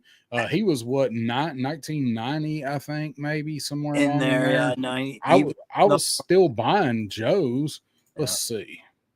I was still buying them. I had reached the point. He was 1991, so I had reached the point where I didn't feel like I needed every Joe figure. Yeah. I was kind of picking and choosing the ones I thought were cool. And he was not one of them. Weird, because he was not one of them. But he's a prime candidate for what we're saying. If they did what they did to Raptor, if they did it to Tracker, he's got the potential to be goddamn amazing. Yeah, I mean, they could hook him up. So Joe Fan says, I got him. The boat floats well. Yeah. So they send him out as a decoy. So you got to remember, we talked about that nostalgia factor too, right, guys? Like Joe's got us by the short and curlies because of the nostalgia factor. So while we talk about these gimmicks, they're still a part of it, right? Like the inflatable shit. If I had the parachute, for God's sakes, like if we come up with a styrofoam glider representation, the first thing people are going to want to know is, does it glide? Because that was kind of its thing, right? Yep. And I mean, how insane are people going to go if when they get to Stalker V2, he doesn't have that kayak? Yeah. Oh my God. Fucking, pardon my language there. Who was that? Daredevil. I don't give a fuck. Put Daredevil Dave's comment up there because I know that guy's not in the chat today, but I wish he were right now. Is that G.I. Bro? Yeah, it's absolutely how G.I. Bro show up to the next Joe Fest. Oh, if he had an Iron Grenadier shirt on, if Tracker wore an Iron Grenadier, that could be, and his hair was dark, that could be G.I. Bro. Punk's not lying. That dude's like, he's a shorter guy, but his fucking arms are like that big around. Yeah. Oh, that's funny. Ready for your next one? Yeah, I did have one more that I think was different. Yep. Was that all? Do you have anything else on track? Yeah, that's all. I don't need to dwell on that. Okay. I saw somebody mention Topside earlier too. Yeah. And Daredevil. Yeah, that came up in my list, but I didn't put it on there. V2 wetsuit seal is absolute. We all want a wetsuit in there. For a HasLab, you'd need a variant because everybody would want a regular edition first one. And I think this goes with kind of everything we've talked about so far. It's got that appeal. It's got a challenge for the people to make it work, right? Yeah, I mean, and he's like, this is a pretty good looking figure. Yeah. I can kind of see both a reason to keep the bright yellow and to ditch the bright yellow. Yeah. You know, it makes sense if he's a diver, but maybe not necessarily a seal trying to sneak into somewhere. The helmet doesn't look bad. So I just look at Wolf Spider and I'm like, yep, they've made it work this kind of yellow on black before. They would have to make it look a lot different than Wolf Spider. But again, as a HasLab, I feel like this is a wetsuit people could live with or without.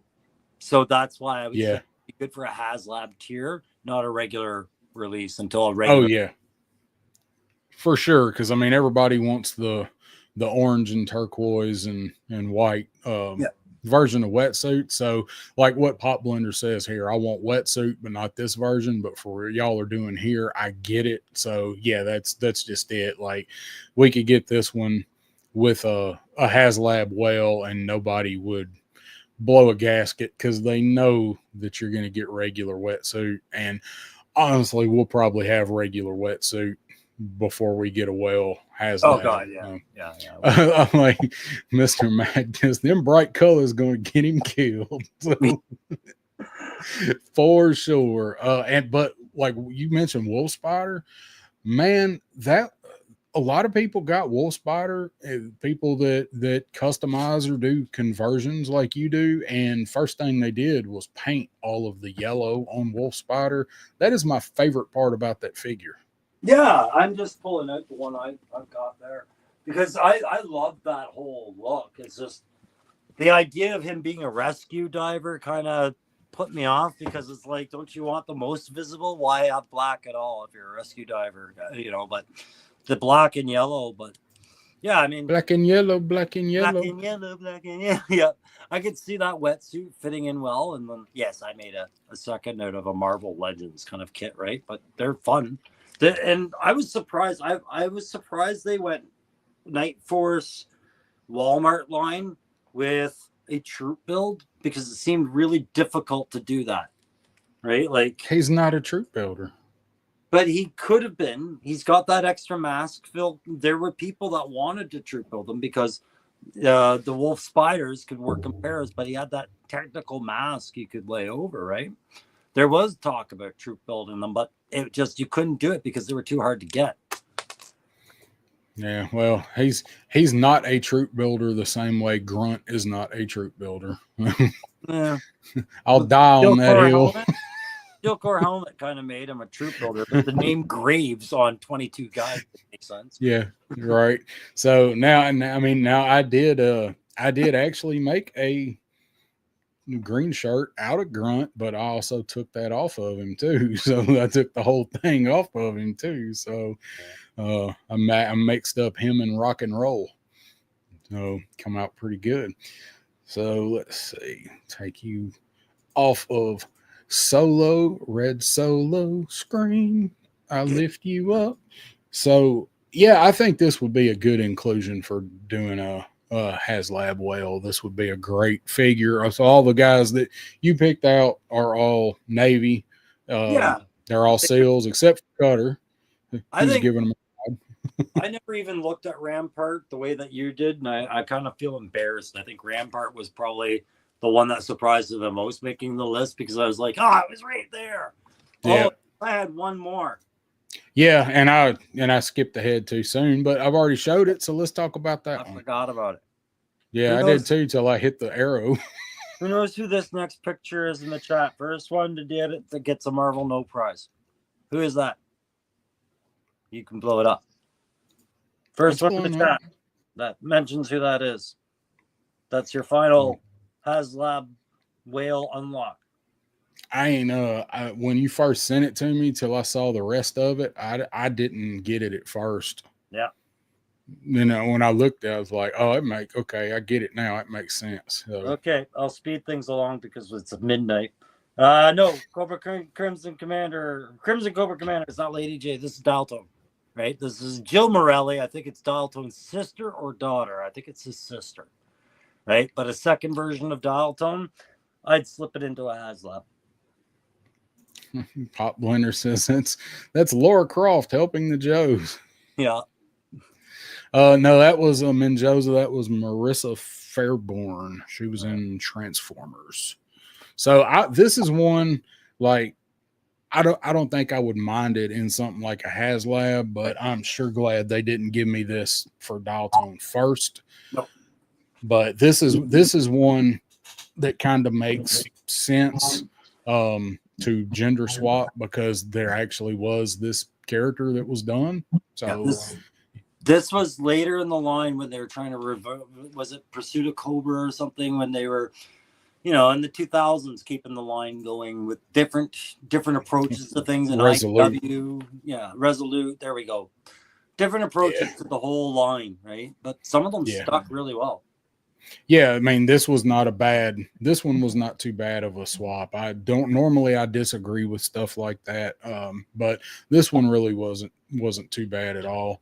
And then we got and just the general concepts, nothing fancy, but she's not like a twin of her brother's costume. Like, we don't just see her in something Dial Tone would wear. It's a new character, right? Just same name. Yeah. Yep. So Marissa Fairborn would be a great tier. If they ever did a classified scale Transformer,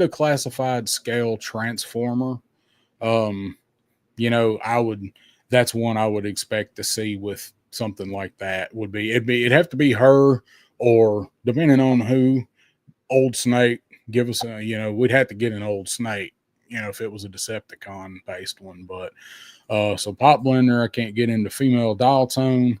Me either. I've tried. Not because she's female, because he's such a great Real American Hero character for me, and I'm not into swapping characters personally. And I completely get that, and I know the love that you and I both have for dial tone. That's we've told that story a few times, but for some reason this one kind of works. So if they brought her in as his sister, and that was just it, right? Like, I'm not big on family legacy in a military toy line. Like, my son made it to G.I. Joe, just like my grandfather did. The best of the best. What a coincidence. But with maybe one character having a relative, in the same vein, they're sharing that name Dial Tone, right? I've said this before. Lifeline should not be an individual character. He should be a troop build. There should be different types of Lifeline medics, right? Because you need multiple medics in the military. That's the same with communications. I feel like there should be a few different radio operators, and so far we have Breaker and Dial Tone. I think there's a spot for another Dial Tone. It sucks using her name that way. Yeah. So he's a Flint returning a woman, people have an issue, or Duke were swapped. It wouldn't make sense. Maybe Dial Tone is an ancillary, can't say that word, character that no one cares about. I think a lot of people care about him, but he's not Flint and he's not Duke. So I have a theory on that too, Pop, and I agree with you. Yeah, people would lose their mind when you gender swap their favorite characters, and you nailed it. Dial Tone was kind of a B grade. Maybe not everybody's favorite, but a lot of people like the character well enough, and they mucked with it, right? The reason it would work in a Hasbro line today is because we didn't just change it today. That was changed back in the mid-2000s. It's there. It's just there. And it's like Crimson Cobra Commander says, what about Doc? Because she was, his daughter was brought in later, Carla Greer, because he died. So in continuity, she showed up and was, took on the role or the code name of Doc. So maybe if they did something like that, I don't want to see him kill Dial Tone off. And now that we've got actual Doc, I wouldn't mind seeing Carla Greer as Doc show up, but I didn't want her first. Yeah, I think there's a hierarchy of who we get when we get. I like the approach people are using in the chat right now of, hey, if I'm going to accept this, what about a different name? And they're coming up with names, right? And that's I think where we need to be vocal about what we can accept and why we can accept with Hasbro with the new line of characters, because they if they're going to want to breathe life into the line, I think they want to know, hey, is there terms and conditions that open things up for us? I think the hierarchy of who gets released and when is very important, right? I could see them. I wouldn't, we get regular dial tone first. I'm okay with her having her in continuity as something, and dial tone change it like chat saying. I can see us getting Firewall though. I can definitely see them doing Firewall. Sure. From Devil's Due, and I think she was I brought into IDW too. But we're gonna get Bomb Strike eventually. So there's no way they're not doing Bomb Strike. No. Bomb Strike and Dawn Moreno are gonna be the two that I look for anytime to be announced as one of those holy shit, they're making that characters. Well, and they've got to, right? Because it's we're living in the culture we live in now, and there's genders that need to be represented for them to look at their shareholders and saying we're staying current, right? Yep. And we're talking about Hasbro, so they're gonna do it and they can do it, but those are two characters that are already there and they're established, and Dawn Moreno has a huge following. Yeah. She really does, and it's funny because it's based off one of the most ridiculous goddamn principles I've ever heard. You got that right. Like I'm not. I can't. I'm rewatching Sons of Anarchy, so I'm like Chucky. I cannot accept that. No, well, it's good you're balancing out some good, plausible drama with the. I put your brain in here. Yeah, we downloaded all the Snake Eyes memories into this 17-year-old girl. Yeah, what's the Joe's name from Robot Chicken? I don't remember. I just remember, hell no, bro. That was Fumbles. Fumbles, that was it. There we go. Fumblerooski. And with a little bit of luck, cross your fingers, Seth Green is going to be doing a Fumbles figure. He was in the end stages of securing whatever rights he needed to get that made. So that will definitely be one that I be buying. And you can make Fumbles. All you need is the 60th anniversary diver and a head. That's all you need. And you can make Fumbles. Like, that's got to be the easiest kit bash ever. Strip off the gear and swap a head. So I think that covers all our bases that we wanted to get to tonight. So got it, Crow? Yeah, man. I'm just looking at the clock right now, and I know that we managed to hold 18 people's attention for up to 3 hours. And I think score. At some point you quit while you're ahead, right? That's a lesson people need to learn, and we can learn that one. Yeah, that's right. We know that lesson here. Yeah. So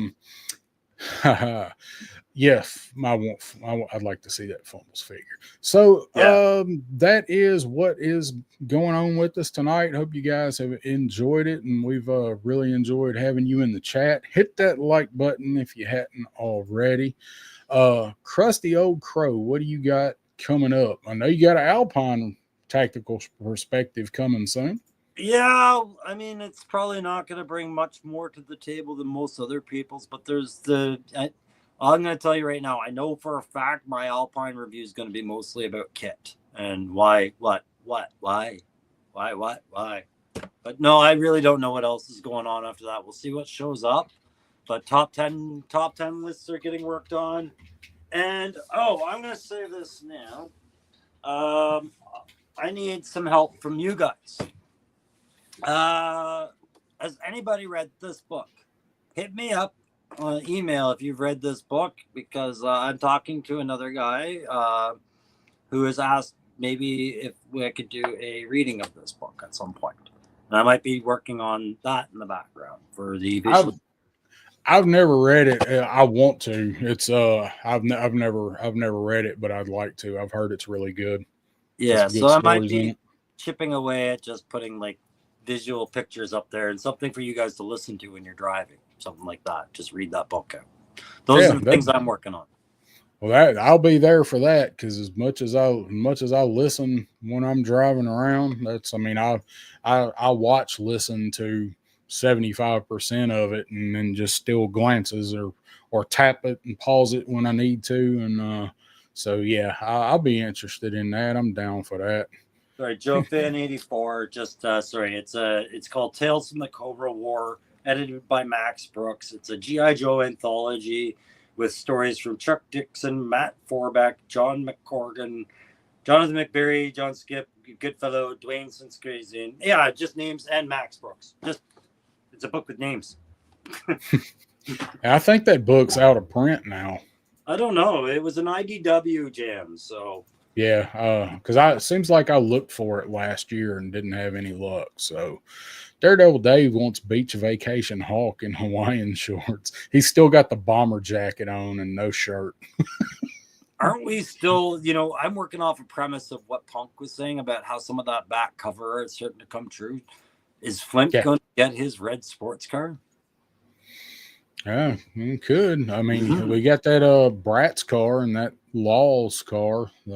I think Tony put him in that Bratz car. I think so. Yeah, somebody. So let's see. Whenever Alpine gets here, I'll be getting a review out on Alpine. I don't have any thing really coming out to really do a review on. I still hadn't opened those Retro Troopers. Maybe I'll try to get around to that this weekend. Actually, I haven't reviewed those either. Yeah, you're right. We kind of missed them. I'll get two. You got your Iron Grenadier stuff this week. You've been pumping out a lot of Grenadier stuff this week too. Yeah, I've been. I mean, between a week, a little over a week, doing the Dragonfly and those videos, and then the 3 videos on it, and then the video flying it around the yard and getting the IGs and the bats and trying to get those done. Yeah, I've gotten a lot of stuff done this week, so maybe I will do a video on those Retro Troopers. We'll see. But as far as I know, next Wednesday I will be back here with Pop Blender, and we've got to have some discussion about that for Sevens Wild, because that is the night before Thanksgiving. So we got to double check and make sure we're going to be able to jam like always there. And as always, go check him out Friday night for Unfiltered. I think he's got something special planned this week, I believe. So other than that, guys, that's all we got going on. We got 18 still with us. Thank you all for being here and being in the chat. And we will see you guys in 2 weeks. Play us out, Crow. All right. Thanks for coming, everybody. I don't know what to tell you except crazy times on YouTube demand crazy responses from others, and others, no response at all. Keep it real.